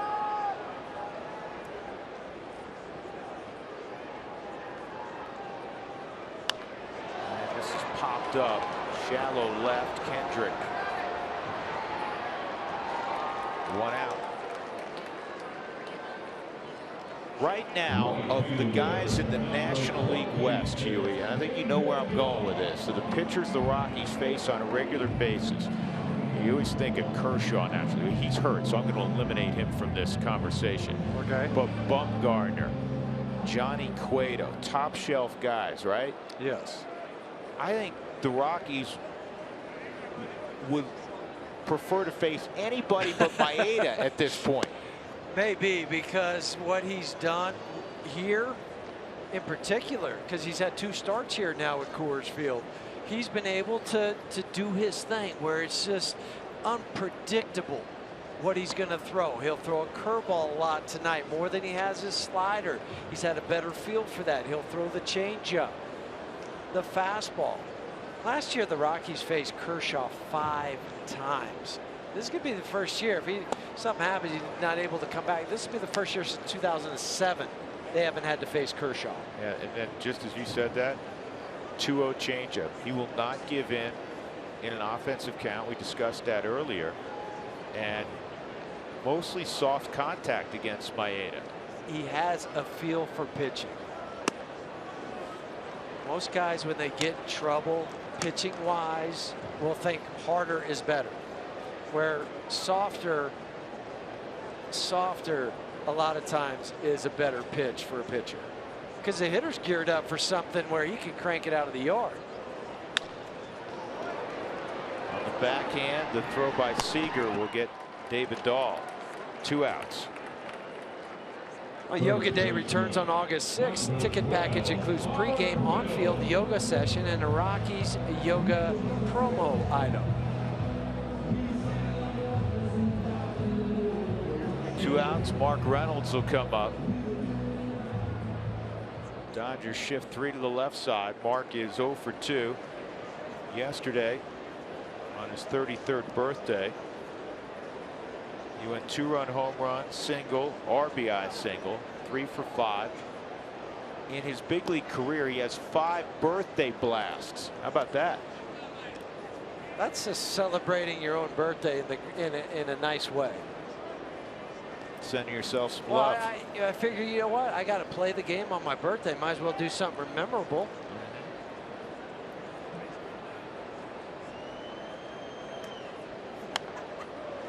He's coming back our direction.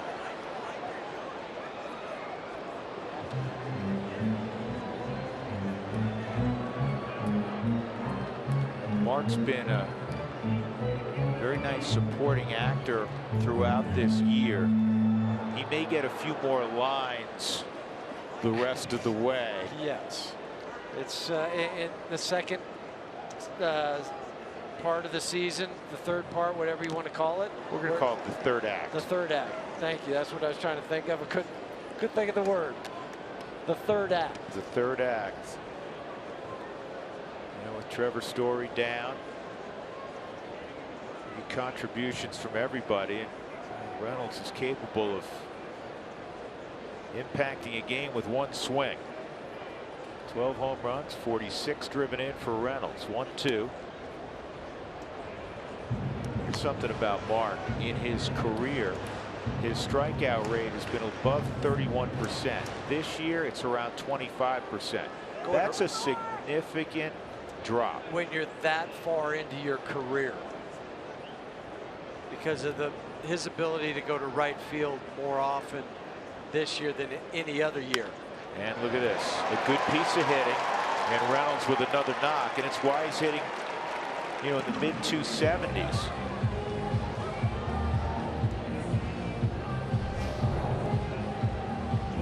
Slider on the Subaru Supermo. That was a very short, compact swing from Mark. It wasn't the stand up tall, just swing through and swing as hard as I can. It was a very controlled approach. Well, Dave Roberts is going to go get the baseball from Kenta Maeda. So he's going to ask his bullpen to get 10 outs tonight. Dodgers up 4-2.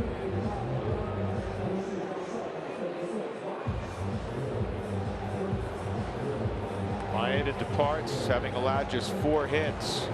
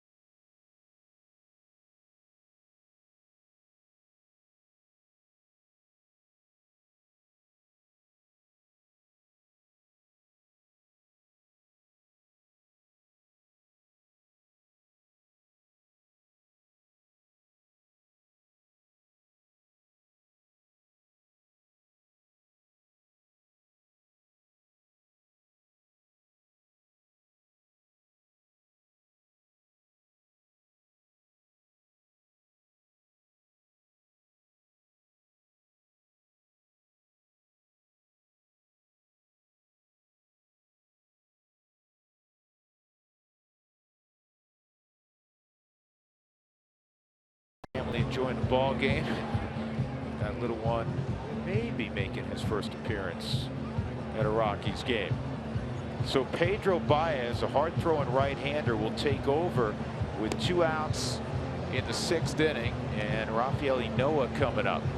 He's been pitching real well lately in his last 13 appearances. 14 2/3 innings have been scoreless. 97 miles an hour on average on the fastball for Baez. Can reach 100. Change up and slider to complement the fastball.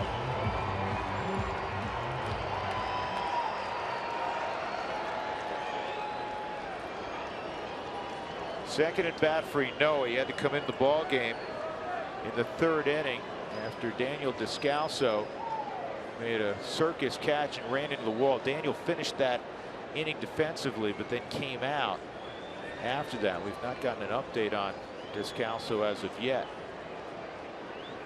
Struck out his first at bat. Ball 1.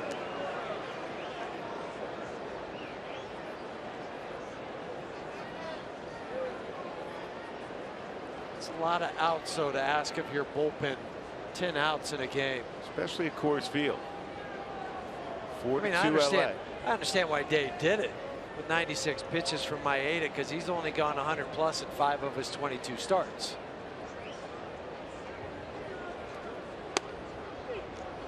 Noah takes a strike. Rafi hit 266 down in Albuquerque.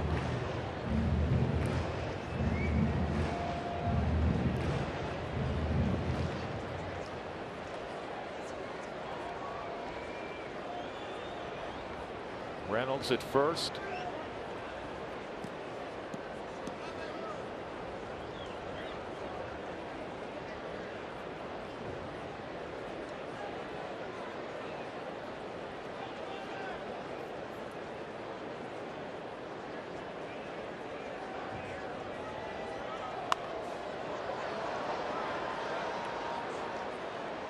Count swings in favor of Baez. It's 1-2.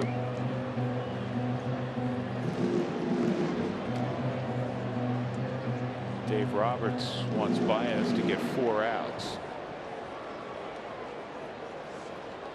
Pitcher spot down the road for the Dodgers. Turner, the 3 holes due up in the top of the 7th. Roberts told us before the ball game that his bullpen philosophy is be ready whenever you're called. There are no set assignments, no set innings, other than Kenley Jansen being his closer in the 9th. So other than that, he goes, I may call on you in the 8th inning, a couple straight appearances. I may need you in the 6th inning in a different ball game. Well, and good for those guys to buy into that, because most guys wouldn't. They'd say, no, I'm an 8th inning guy. I'm a 6th inning guy. This ball's well hit to left field. Kendrick, though, is there. He was playing deep, and he makes the catch. That'll put down the Rockies in the 6th inning. Reynolds left aboard. 4-2 LA.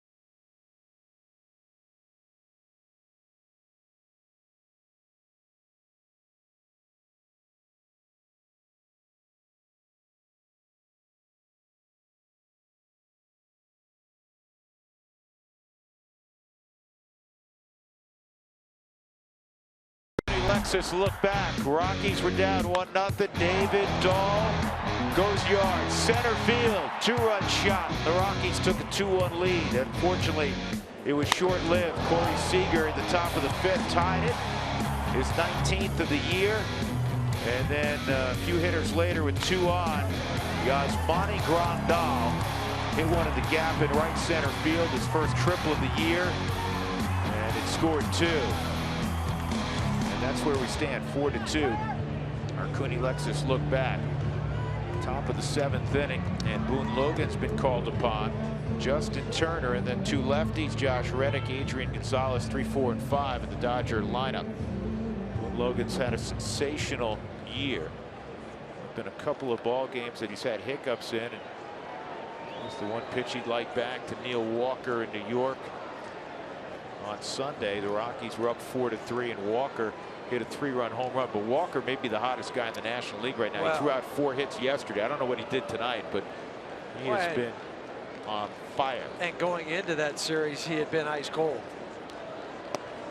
I mean, he'd been down there in the dredges, but he picked it up and continued to ride that wave. One of the other real productive guys the last month or two in the National League is the guy at the plate, the redhead, Justin Turner. And this ball in the air to center field. Blackman's got it, 1 out.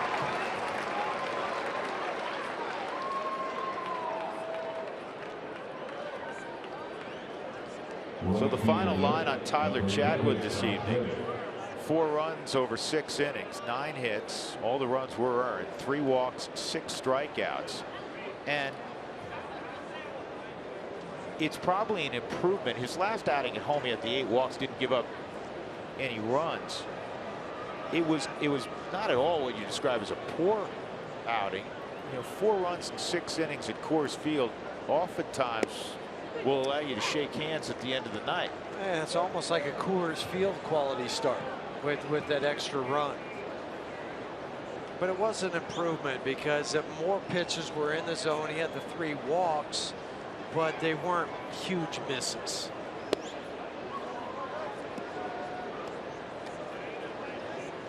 Tyler ended up throwing 105 pitches, 62 for strikes. Tyler had really good stuff tonight. Really good stuff.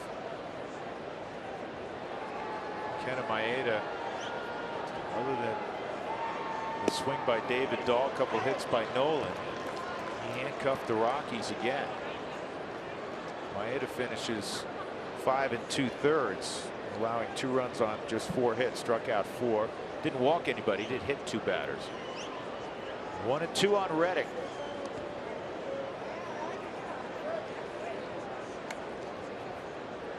If you're wondering at home, has Josh Reddick played at Coors Field before, because he's been in the American League? He has. This is his 8th career game here.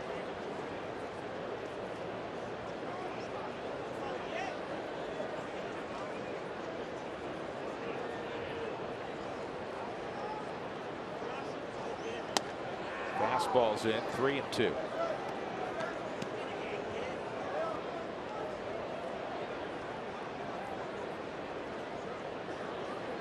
Sixth time these two have matched up, Boone and Josh. Josh is 1 for 5 career off of Boone. Off the end of the bat, spinning to Nolan, and he throws out Reddick, 2 outs. Live Rockies baseball is here with the MLB.com at bat on your smartphone or tablet. You can stay connected with live stats, news, and much more.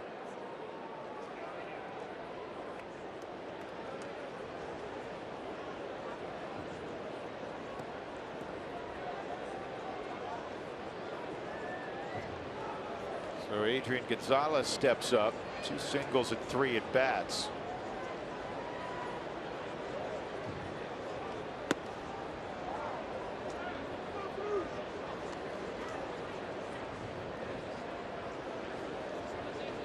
On Adrian.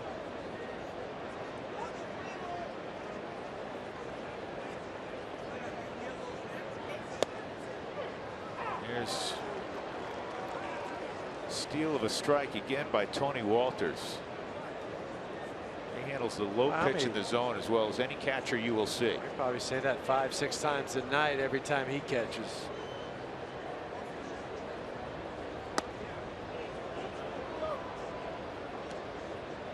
I know this much. This staff really enjoys throwing to him.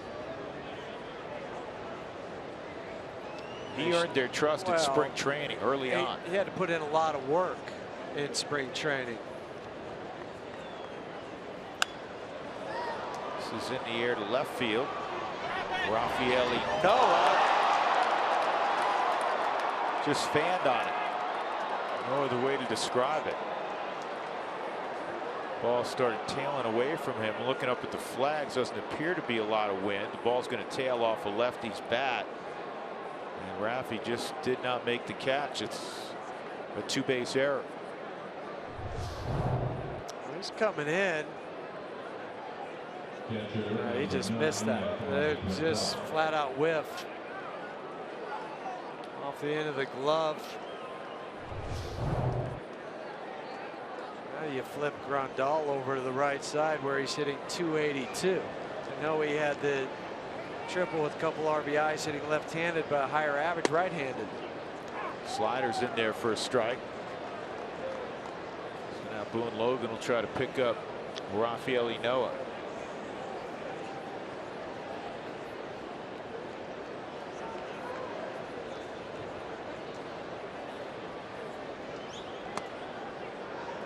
Oh, 2.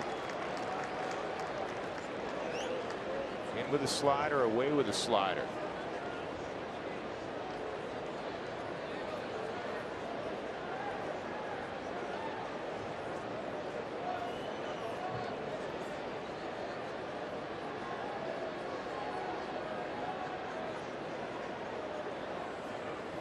And he got him with a slider in the dirt. No harm done by the misplay in left field. It remains 4-2. Stretch time at Coors Field.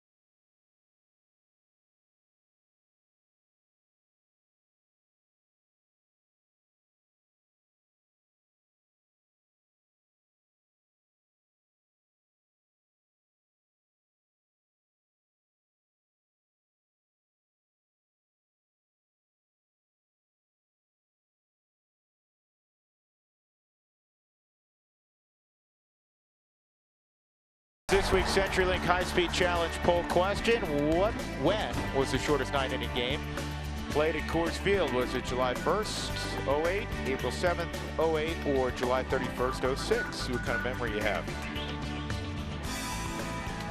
The game took 57 minutes, by the way. That was 58. 58? 58. Because they rounded up. They rounded up? Yeah. Okay. Baez remains out there.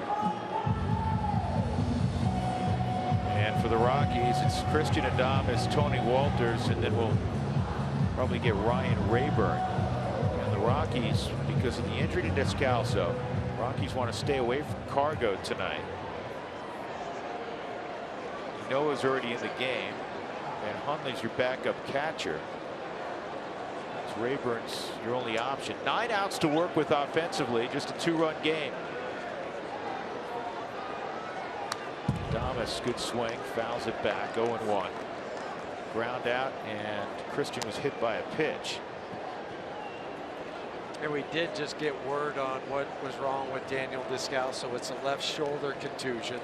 But just watching how he went into the wall, we figured it had to be shoulder or neck, even though he was playing with his hand as he was talking to Walt Weiss and Scotty Garrett out there.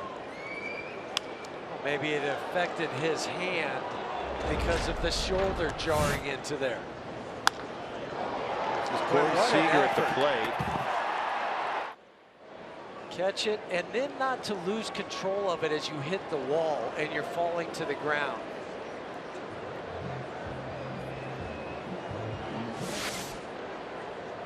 Hopefully it's nothing beyond that. It's a contusion. Daniel's done such a good job swinging the bat.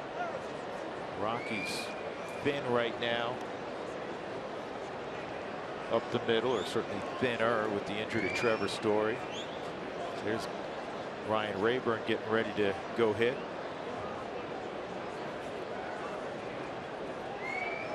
Two strikes on Adames. Love to get a guy on because Rayburn has the ability to run into one. Saw that in Atlanta when he hit a pinch hit grand slam.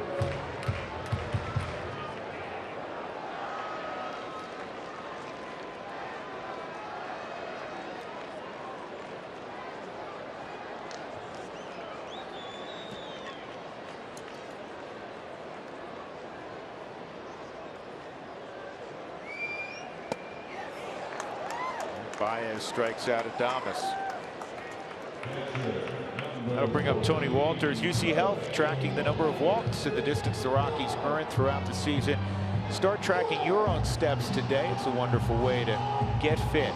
So far this season, the Rockies have walked 342 times. They're closing in on 31,000 feet.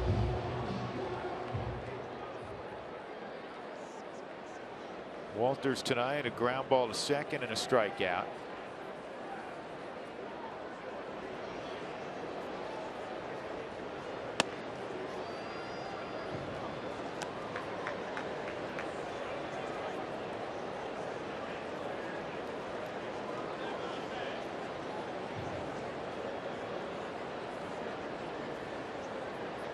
Walters has a 7-game hitting streak going. He plays about every 3rd game. Watch it. That's a nice play by Rayburn. The foul ball, and Rayburn's 12 feet away. Usually worry about it if you're on the open side, not when the guy's back's towards you. Watch Rayburn. I got it. Okay, so who stands closer, Ryan Rayburn or Todd when he was playing? They're about in the same spot. Helton used to be right there too. They're almost like co-hitters right now. Good eye. That's a pitch he would have swung at a month ago, wouldn't you agree? Most definitely. What is that, 15 feet away? Yeah, about 15, if that.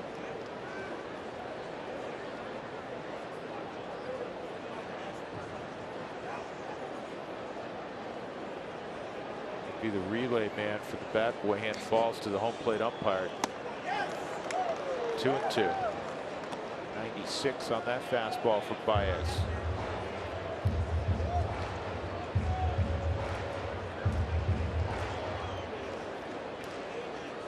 League hitting just 158 against Pedro Baez. That's the 3rd best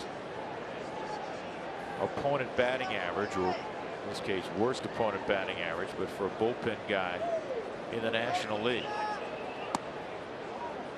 He's worked it full, 3-2 as Walters. The Dodger bullpen's 2nd in the National League in ERA, trailing only Washington. Their first batting average against 205. Whip is 1.08.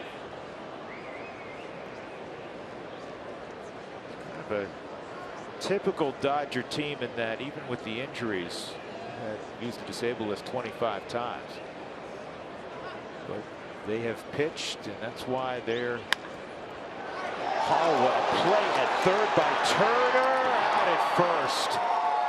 He just took a double away from Walters. This is a third baseman with a left-handed hitter.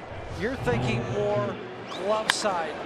Not that I'm going to have to dive down the line. If it's right-handed hitter, sure. But a lefty, you don't think that. But Turner reacts quickly and then has the hops to get up and get rid of the baseball. Watch how quickly he gets up on the Subaru Supermo. Even though he slow it down, that's a quick reaction. And then on throw money from Justin Turner.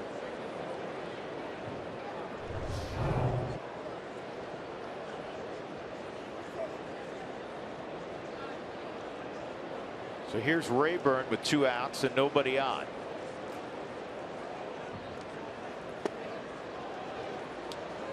Battled a quad injury a good portion of this season, and now the last few days he's battling that knee contusion suffered on a ball that got away during batting practice.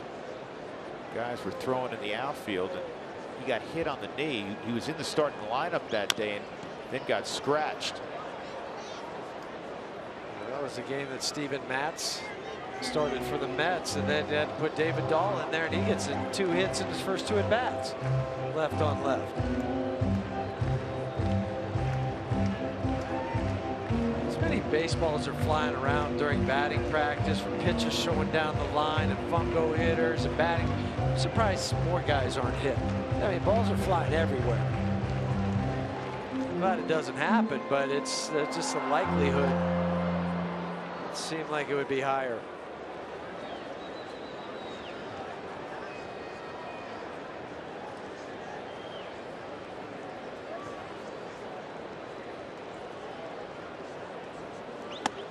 Inside 1-2.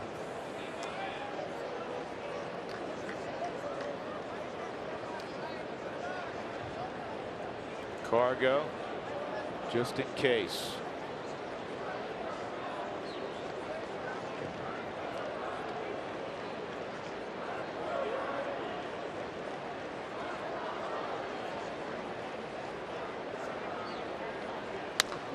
And a base hit the other way. Ryan Rayburn a pinch single, and the tying run will come up in Charlie Blackmon.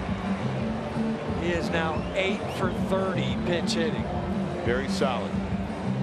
That's part of the reason why you got him. A veteran presence, can hit against lefties, come off the bench. And then he shoots one to right field. Head down, great positioning of the head. Adrian Gonzalez lunges for it. Hey, and now you're bringing the tying run to the plate. Dozen home runs for Blackmon. Tonight 0 for 2. Was hit by a pitch. Threw out a couple hits last night.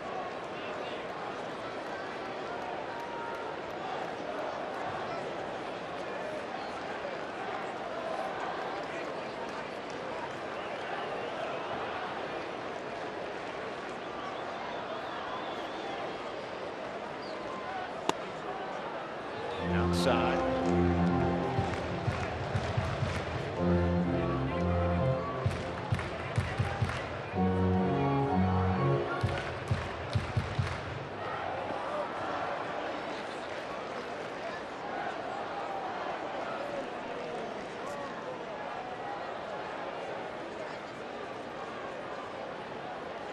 Charlie 0 for 3 in his career matchups with Baez. Charlie seems to improve every year. This year, one notable spot is his on-base percentage. Last year, set a career high with a .347 on-base percentage. This year, he's at .368.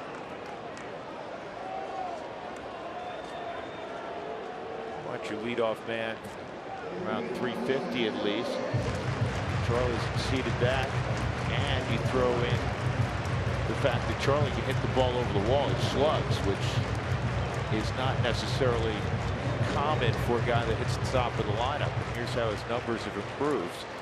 And it's self-evaluation at the end of a season. What did I do well? What do I need to improve on to make sure that I continue to be what I want to be as a player? The easy thing in the offseason is to work on everything that you did well. 1-0. Blackman got the barrel out. Turned around 97. Turned it around and ended up a rifle into the seats. Those are scary.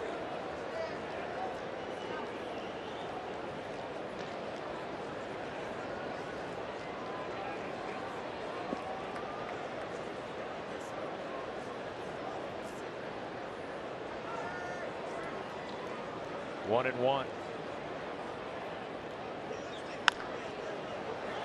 That is a foul ball. Blackman's going to run it out, but the home plate umpire Tim Timmons had his hands up the whole time. He's got the call, not the first base umpire until it goes past the bag. Right, and that's what Chase is trying to say to Pat Hoberg, the first base umpire. Why did you put your? It's not his call. Adrian Gonzalez tries to make this play while it's still in fair territory right now, but you can see clearly it's in foul territory. And watch Timmons. This is a great look at it. He's the home plate umpire. He gets the angle. Well, he got blocked just for a second, trying to get around Yasmani Grandal. Now, I would think the mechanics, once Timmons puts his hands up, Hoberg ought to put his hands up. So everybody slows down. 2-2. I just think the delay for Tim Timmons trying to get around Grandal caused it all. Yeah, beautiful shot of it. And he was trying to get around Grandal and past Blackman's body running up the line. 2 outs, a man on. 2-2 on Blackman. Rockies down 4-2. Now it's full, so you get the benefit of Rayburn will be in motion here. Charlie throws one in a gap. Crowd clapping, so is Rayburn at first, trying to get Charlie Blackman going. Ryan at first will be a couple steps behind the baseline so he can create his angle going towards second and get a nice quick turn around the bag. First base coach's responsibility, and talk about EY, is to keep an eye on Adrian Gonzalez to make sure he doesn't sneak in behind him.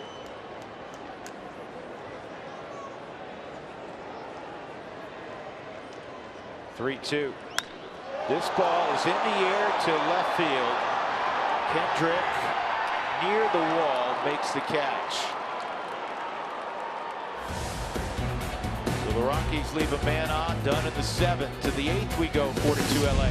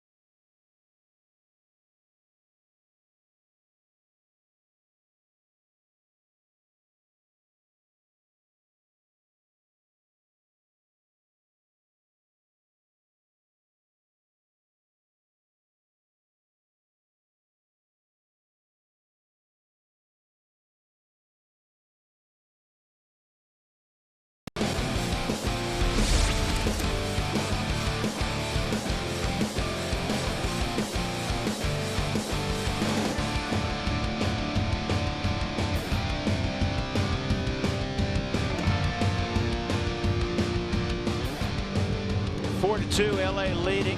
They got 3 runs in the 5th inning to take a 4-2 lead. The Rockies briefly took a 2-1 lead on a David Dahl 2-run home run to center. The Rockies did not get much going against Kenta Maeda other than that home run with a man aboard by Dahl. Adam Ottavino will pitch the top of the 8th inning. It'll be Howie Kendrick, Jock Peterson, and then a pinch hitter for Los Angeles. Adam has been terrific since coming off the disabled list after missing a year and a half recovering from Tommy John surgery. Threw on Tuesday night, 1/3 of an inning to this man right here, and Howie Kendrick, and struck him out. Locked him up with a fastball because he'd thrown him 2 sliders, and then Kendrick was thinking another slider was coming, and then he popped the fastball past it. Just missed 2-0.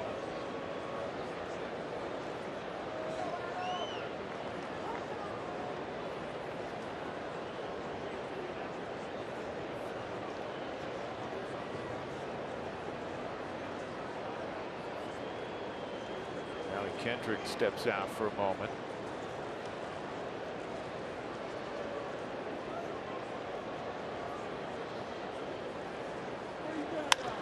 And a base hit.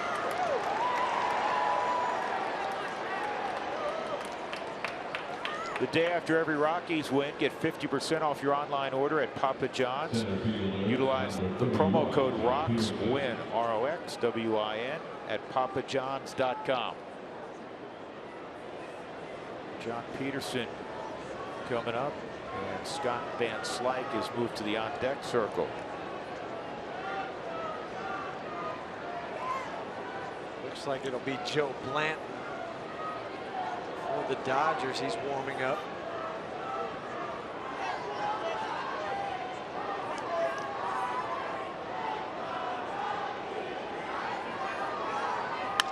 And that's a base hit. Virtually the same spot. Kendrick's going to go first to third. Chance to get him. Chance at second. Peterson's out. Great throw by Arenado. Peterson, once he saw that throw go through, tried to move up. That's why usually you throw behind to make sure you keep the double play in order. Great throw by Nolan Arenado. And the ball's in front of him, and I'm talking about Howie Kendrick. So he reads it going to third, but then the one hop to Nolan, who makes a throw to second base like he's trying to turn a double play. He gets rid of this ball, closes some ground, gives it to DJ, and applies a tag. What a difference it makes, rather than first and third, nobody out. I know there's a runner at third, but 1 out, and you've got a guy that's hitting about 220 against righties in Van Slyke. Infield comes in naturally, and that slider's fouled off. Great thing about Ottavino is he strikes out a high rate of guys, and that's what he needs here. And all Dave Roberts has on his bench is right-handed hitters. Loaded up on lefties with Chatwood starting. 0-1. Swung through a slider. 0-2. The thing about Ottavino, his command is not there yet. His stuff is so good, he can miss location and still induce swings and misses. Set up off the plate. 0-2. That's why he's a late inning guy. He misses bats, even when the location isn't pinpoint. Guys will swing at it because they have to figure, well, I've got to catch up to the 95 fastball or the sweeping 3-foot breaker on the slider. There it is, and on a slider, he gets the strikeout. 2 gone. Now the infield can drop back. Oh, it's vintage Ottavino. Vintage slider from Ottavino. But you have to guess, you have to cheat, and that's what Van Slyke did. We talk about this all the time. The Rockies are improved because they have more guys that can miss bats in their rotation. More guys late in the ball game, like Estevez, like Ottavino, that can miss bats. And if the ball's not in play, you've got a chance. The ball in play, especially at Coors Field, where it's so cavernous, you're going to get hurt. Here's Chase Utley. And this is giving the Rockies and Adam Ottavino a chance to keep it a 2-run game. Power is the name of the game now. You have to have power somewhere in your bullpen, and even some now in the starting rotation. The Rockies have it. You think of it, John Gray with his 96-mile-an-hour fastball, but power is going to beat you if you don't time it just right.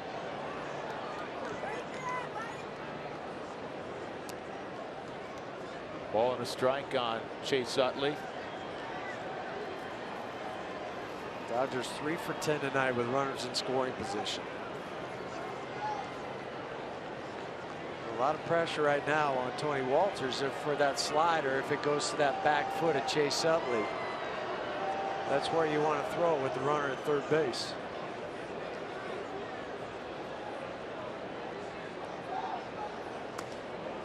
That's a great block there by Walters. He's so quick behind the plate. 2-1. Adam, 23 1/3 scoreless. You have to go all the way back to September 6th of 2014 for the last time a run was allowed. Almost did give up a hit in the 10+ innings he threw before Tommy John surgery last April. 2-1 on Utley. On the inside corner with a nasty slider. 2-2. Get some horizontal break and just a touch of vertical break. That's a great shot of it also. That's the best look. That pitch is moving on. 2-2. Didn't get him to swing on a 94-mile-an-hour fastball.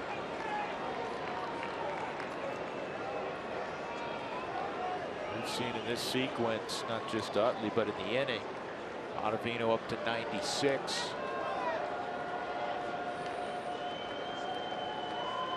Like to see the slider here to Utley. 3-2. Fastball line to left, and that is a foul ball.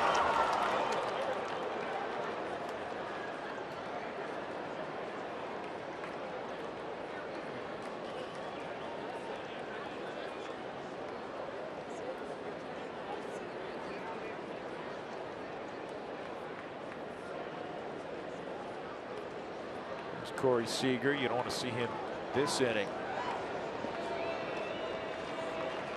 Good fastball on the last pitch away.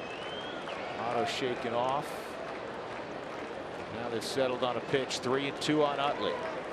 Goes with more of a looping slider.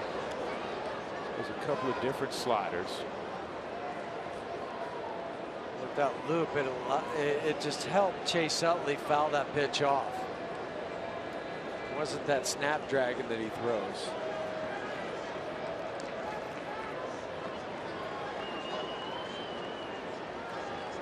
Two outs, Kendrick at third. Another 3-2. Got it. That was absolutely filthy. Adam Ottavino got in a little trouble. He strikes out Van Slyke and Utley to keep it a 2-run game. Coming up for the Rockies in the 8th, DJ LeMahieu, Nolan Arenado, David Dahl, 4-2 LA.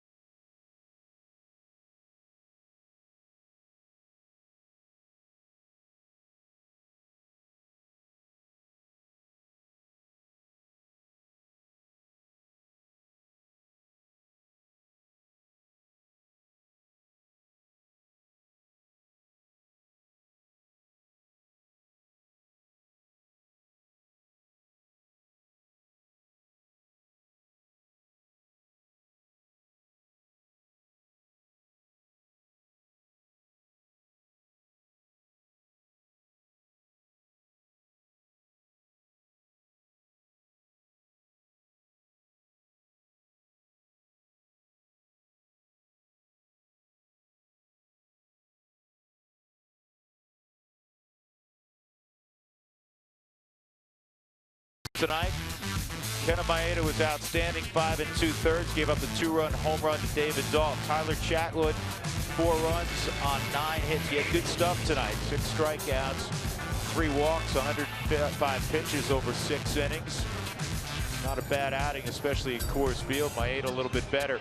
So now we've arrived at the bottom of the 8th inning. DJ LeMahieu will be first up. You look at the way things are constructed, this may be the inning for the Rockies if they're to overcome their deficit. Joe Blanton's been terrific. You have the right part of the order up. Kenley Jansen, one of the dominant closers in the game. Jansen set for the 9th inning. Yeah, Jansen's second in the National League with 31 saves. So Blanton is the guy. He has struggled lately. The last 7 games, he's given up 8 hits in 6 2/3 innings.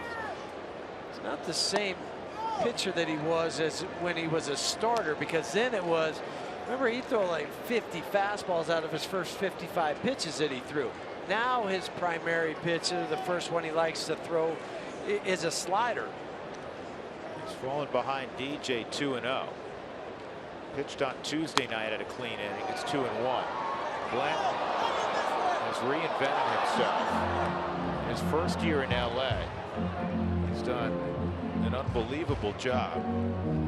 He is 4th in WHIP among relievers in the National League. Jansen, by the way, is 1st. Then Baez is 3rd. Blanton is 4th in batting average against at 165. This is a guy who last year went from Kansas City to Pittsburgh for cash considerations during the season. And then with the Pirates in their playoff push, went 5-0 with a 157. And now he's first on the Dodger team in appearances with 52.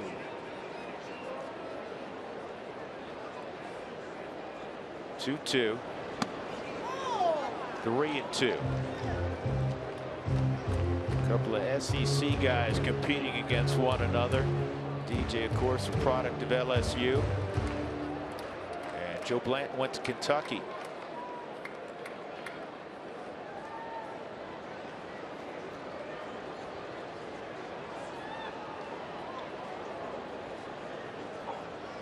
(4-2) LA.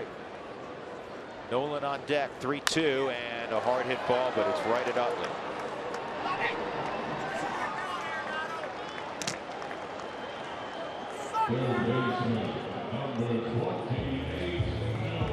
Fans follow @RootSports_RM on Twitter to receive alerts for the Rockies Taco Special when the Rockies score 7 or more in a game. Scored 19 the first 2 games of this series. 2 so far tonight. Nolan is 2 for 3. Scored a run in the 4th inning. Came around on the Dahl home run.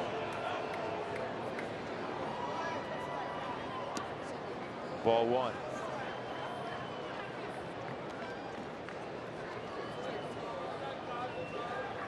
Best year for Blanton as a starter was in 06 with Oakland. He went 16-12.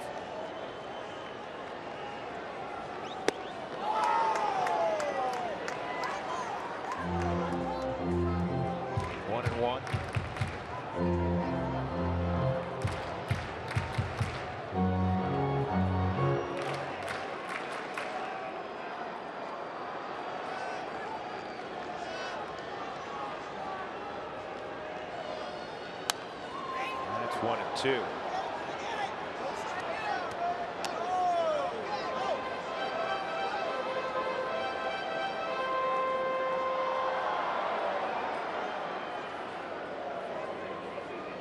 Kenley Jansen's kind of just casually walking around out in the bullpen to start to get loose.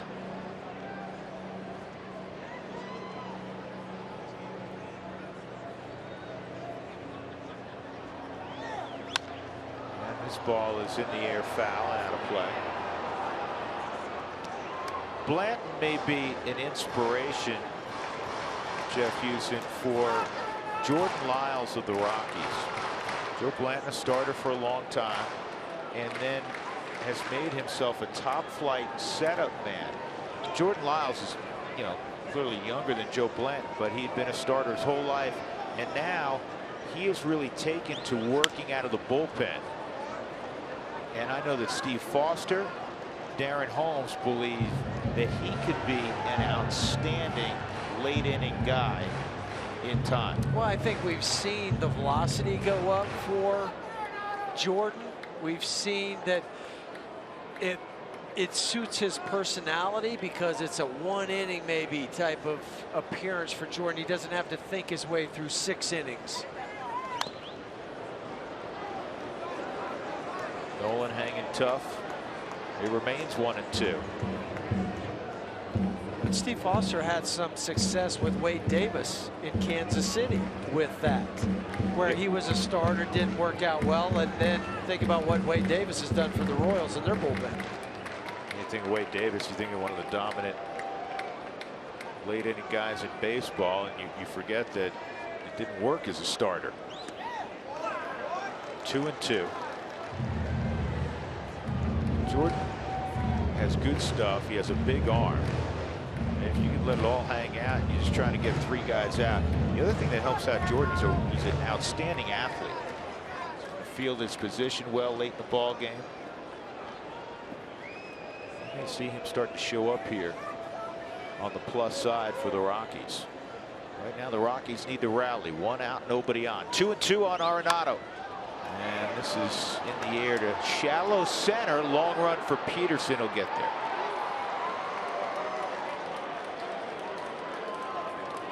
Eight-pitch at bat for Nolan didn't work out. Did for Joe Blanton. David Dahl with 2-run home run in the 4th inning. 2 of his 3 home runs have been to dead center field. And he has a home run in all 3 major league ballparks he's played in. Baltimore, Citi Field against the Mets, and now his home park.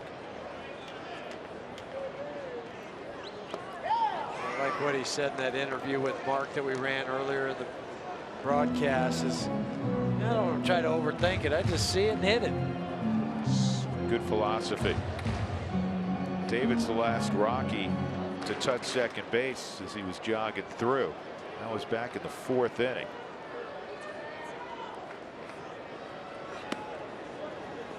One and one.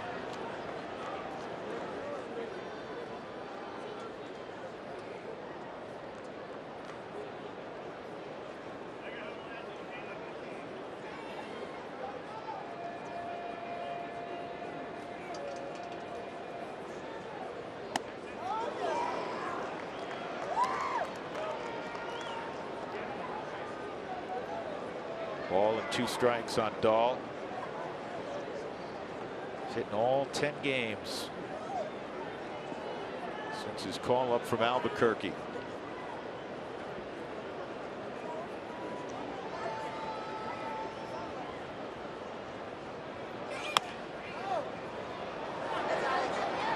And Blanton works a spotless 8th inning. So we go to the 9th. The Dodgers still in front by a pair of runs.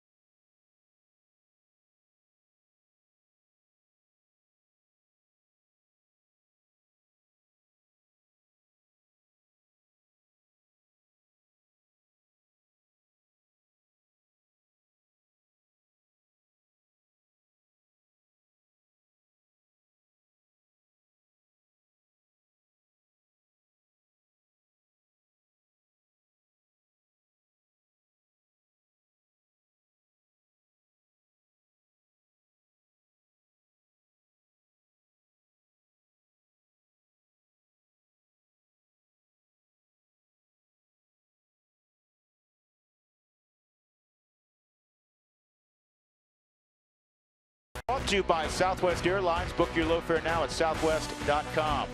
By Wells Fargo. Wells Fargo customers get your 2-for-1 club level tickets by visiting wellsfargo.com/Rockies. And by Reserve Casino Hotel, I-70 West, exit 243 in Central City.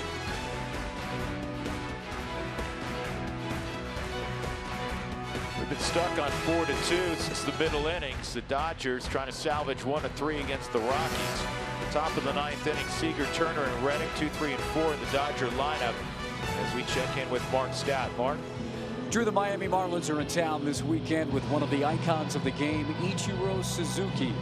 2,998 hits in his career. You see the singles, doubles, triples, and homers. He has 25 hits in his career against the Rockies. 22 singles, 2 doubles, and a triple. And he could be one of possibly 30 men in the history of the game to collect 3,000 hits. 18,832 guys, including our own Jeff Houston, have played baseball. That's 0.0015% of the game to reach 3,000 hits. You should be here to see that happen and to see Ichiro come down to Coors Field this weekend. Well, you listen, any kind of historic moment, right, you love to witness. As importantly, or more importantly, from a Rockies perspective, you're talking about a team playing their best baseball this late in the season since 2010. So come on out over the weekend and watch the Rockies hopefully beat up Miami. And, you know, the bonus is Ichiro is going for a special place in the Major League record book. Carlos Estevez, if you're wondering why is he in the game with the Rockies trailing, he has not pitched in a week. 1-2 on Seager. The 28th of July in New York. Made his Major League debut against these Dodgers back on April 23rd. And a strikeout on a changeup of Seager. Great pitch. More frequently now are we seeing the changeup come out of the arm for Carlos. Tremendous arm action and movement on the baseball. 1 out, and Justin Turner up, a double and a run scored in the 5th. 1 for 4 tonight for Turner.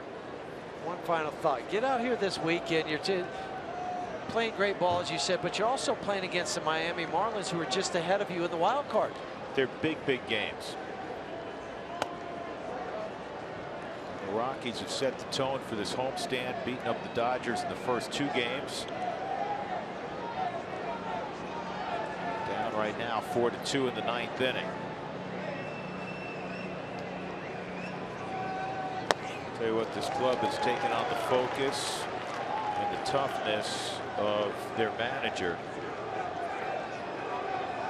Walt said something the other day that really resonated with me, and if it resonated with me, I know it resonated with you as a former player, and that is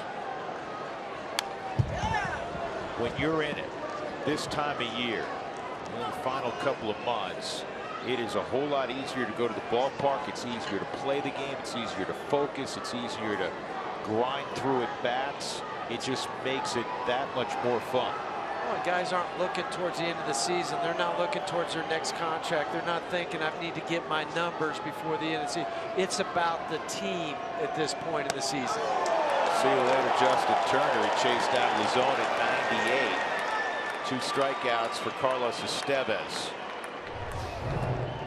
You can think you can get to this high fastball, but it'll just eat you up every time. I don't care who's trying to catch up to it. As hot as Justin Turner has been, nobody's going to get that pitch. You're going to need a stepladder to get it. Here's Reddick, and he takes a strike at 99. The in-house gun had that at 100. I still think Flame should come out on the dasher board. I agree.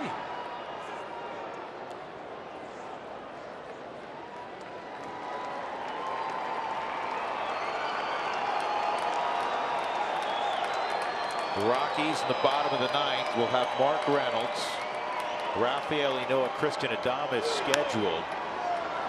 Keep in mind, if the Rockies can get a man on, you could see Carlos Gonzalez.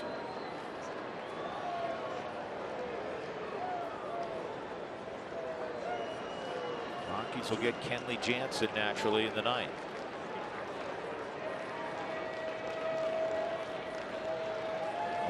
Pitches so far for Estevez, 9 strikes.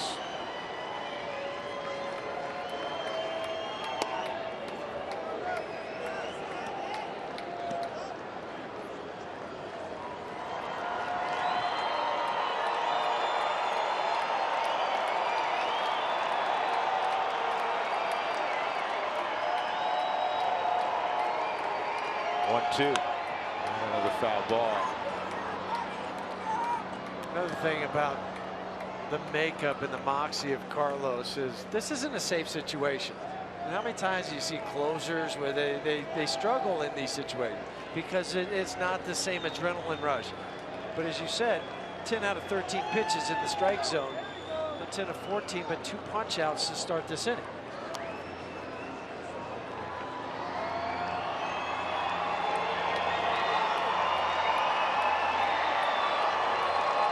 Two balls, 2 strikes on Josh Reddick.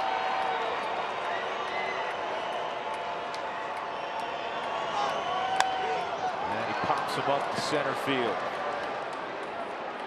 Good job by Estevez. We'll go to the bottom of the ninth. The Rockies down 4-2 to the Dodgers.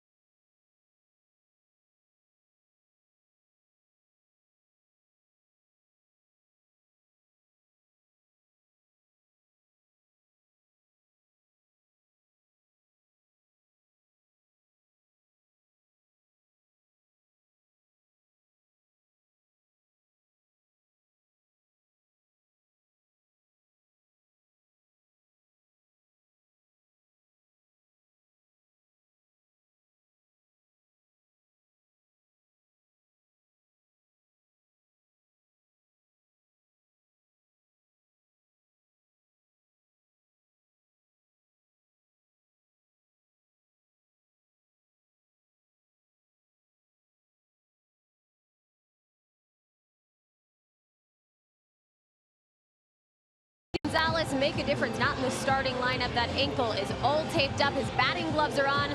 We shall find out. We welcome you out to center field. Jenny Kavnar with the boys, Corey Sullivan and Ryan Spilworks. We're getting ready for the Toyota postgame show, and hopefully we're talking about a comeback. Yeah, I said it earlier. I said it 2 innings ago that we're going to get to see Cargo do the Kirk Gibson, rounding second base. I like it. Yep, I like it. He needs a couple ducks on. If the Rockies are going to get there, you're going to need some production out of the bottom of the lineup. They haven't done much tonight.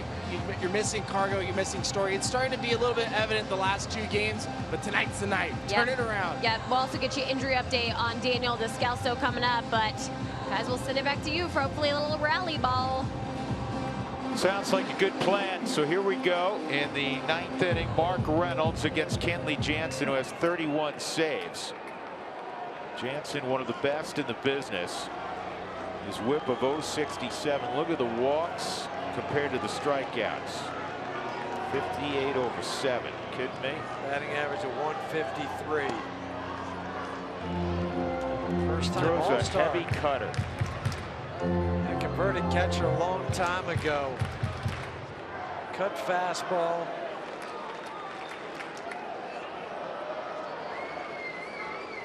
Reynolds tonight, 1 for 3, had a knock in the 6th inning. That's in there. If Reynolds can get on, that's when you would pinch hit for a no and try to tie it up there, I think. Jansen has kicked 5 this year, as good as his reputation, as strong as the numbers are, 153 batting average against. He's blown 5 saves. And that was a swing. 1-2.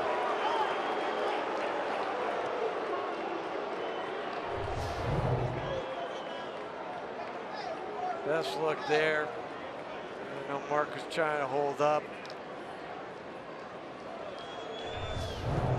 He did go around. Crowd of more than 31,000 hoping for that Rockies rally Jenny and the boys were talking about. 1-2. 1 out. Bring up Eno. Mark at the Park presented by Avoderm and Nylabone is Tuesday, August 16th. The event includes a pregame parade on the field with your dog, plus goodies. Special tickets in the dog zone are required and must be pre-purchased.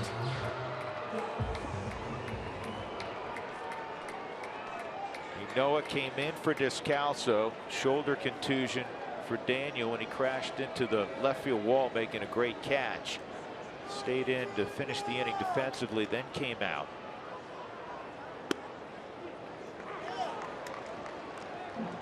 Cargo walking around with the bat in case somebody reaches. Adames on deck.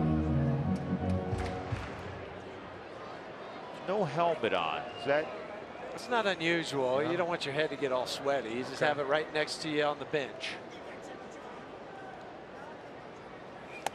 And he was tardy there. It's 0-2. Jansen with 173 saves is the all-time Dodger leader in that department. Probably surprises some folks. You'd assume it was Eric Gagne, who at one point saved a major league record 84 in a row. Gagne's second with 161.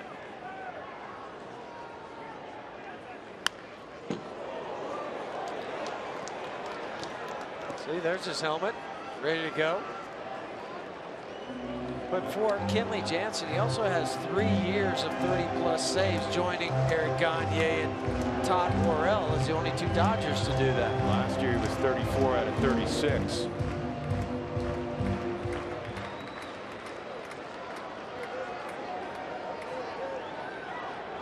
You just want a base runner to give Cargo a shot.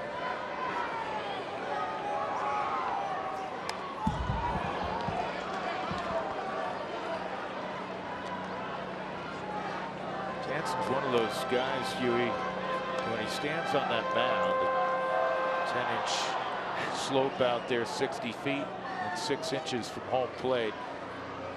He looks like he's 7'5". I mean, he's a large human being. He's kind of like Shaq out there. He's just so imposing on the hill.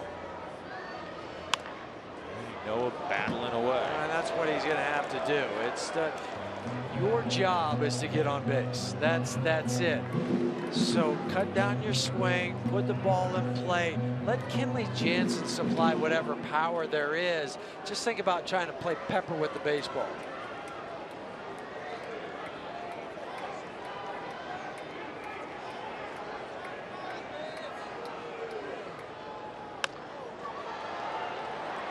Easy play for Utley, and they're 2 outs.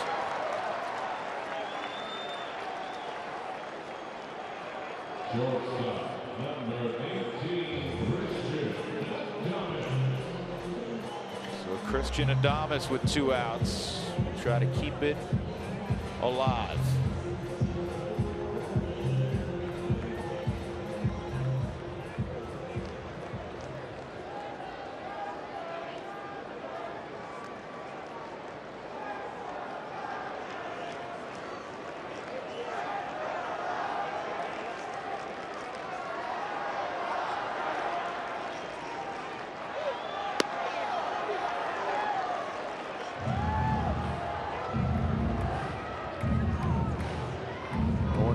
Adames. Christian tonight 0 for 2 and was hit by a pitch.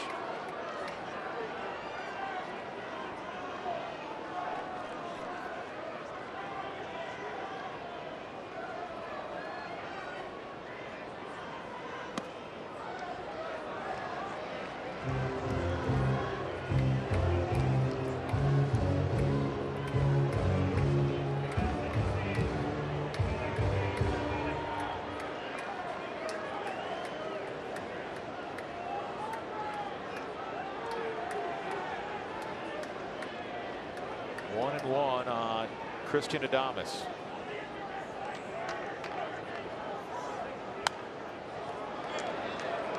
See, the other thing too for Kenley Jansen, not only does he throw the cutter about 92% of the time, he hides it so well. Drops the arm back behind the leg. Tough for a hitter to pick up.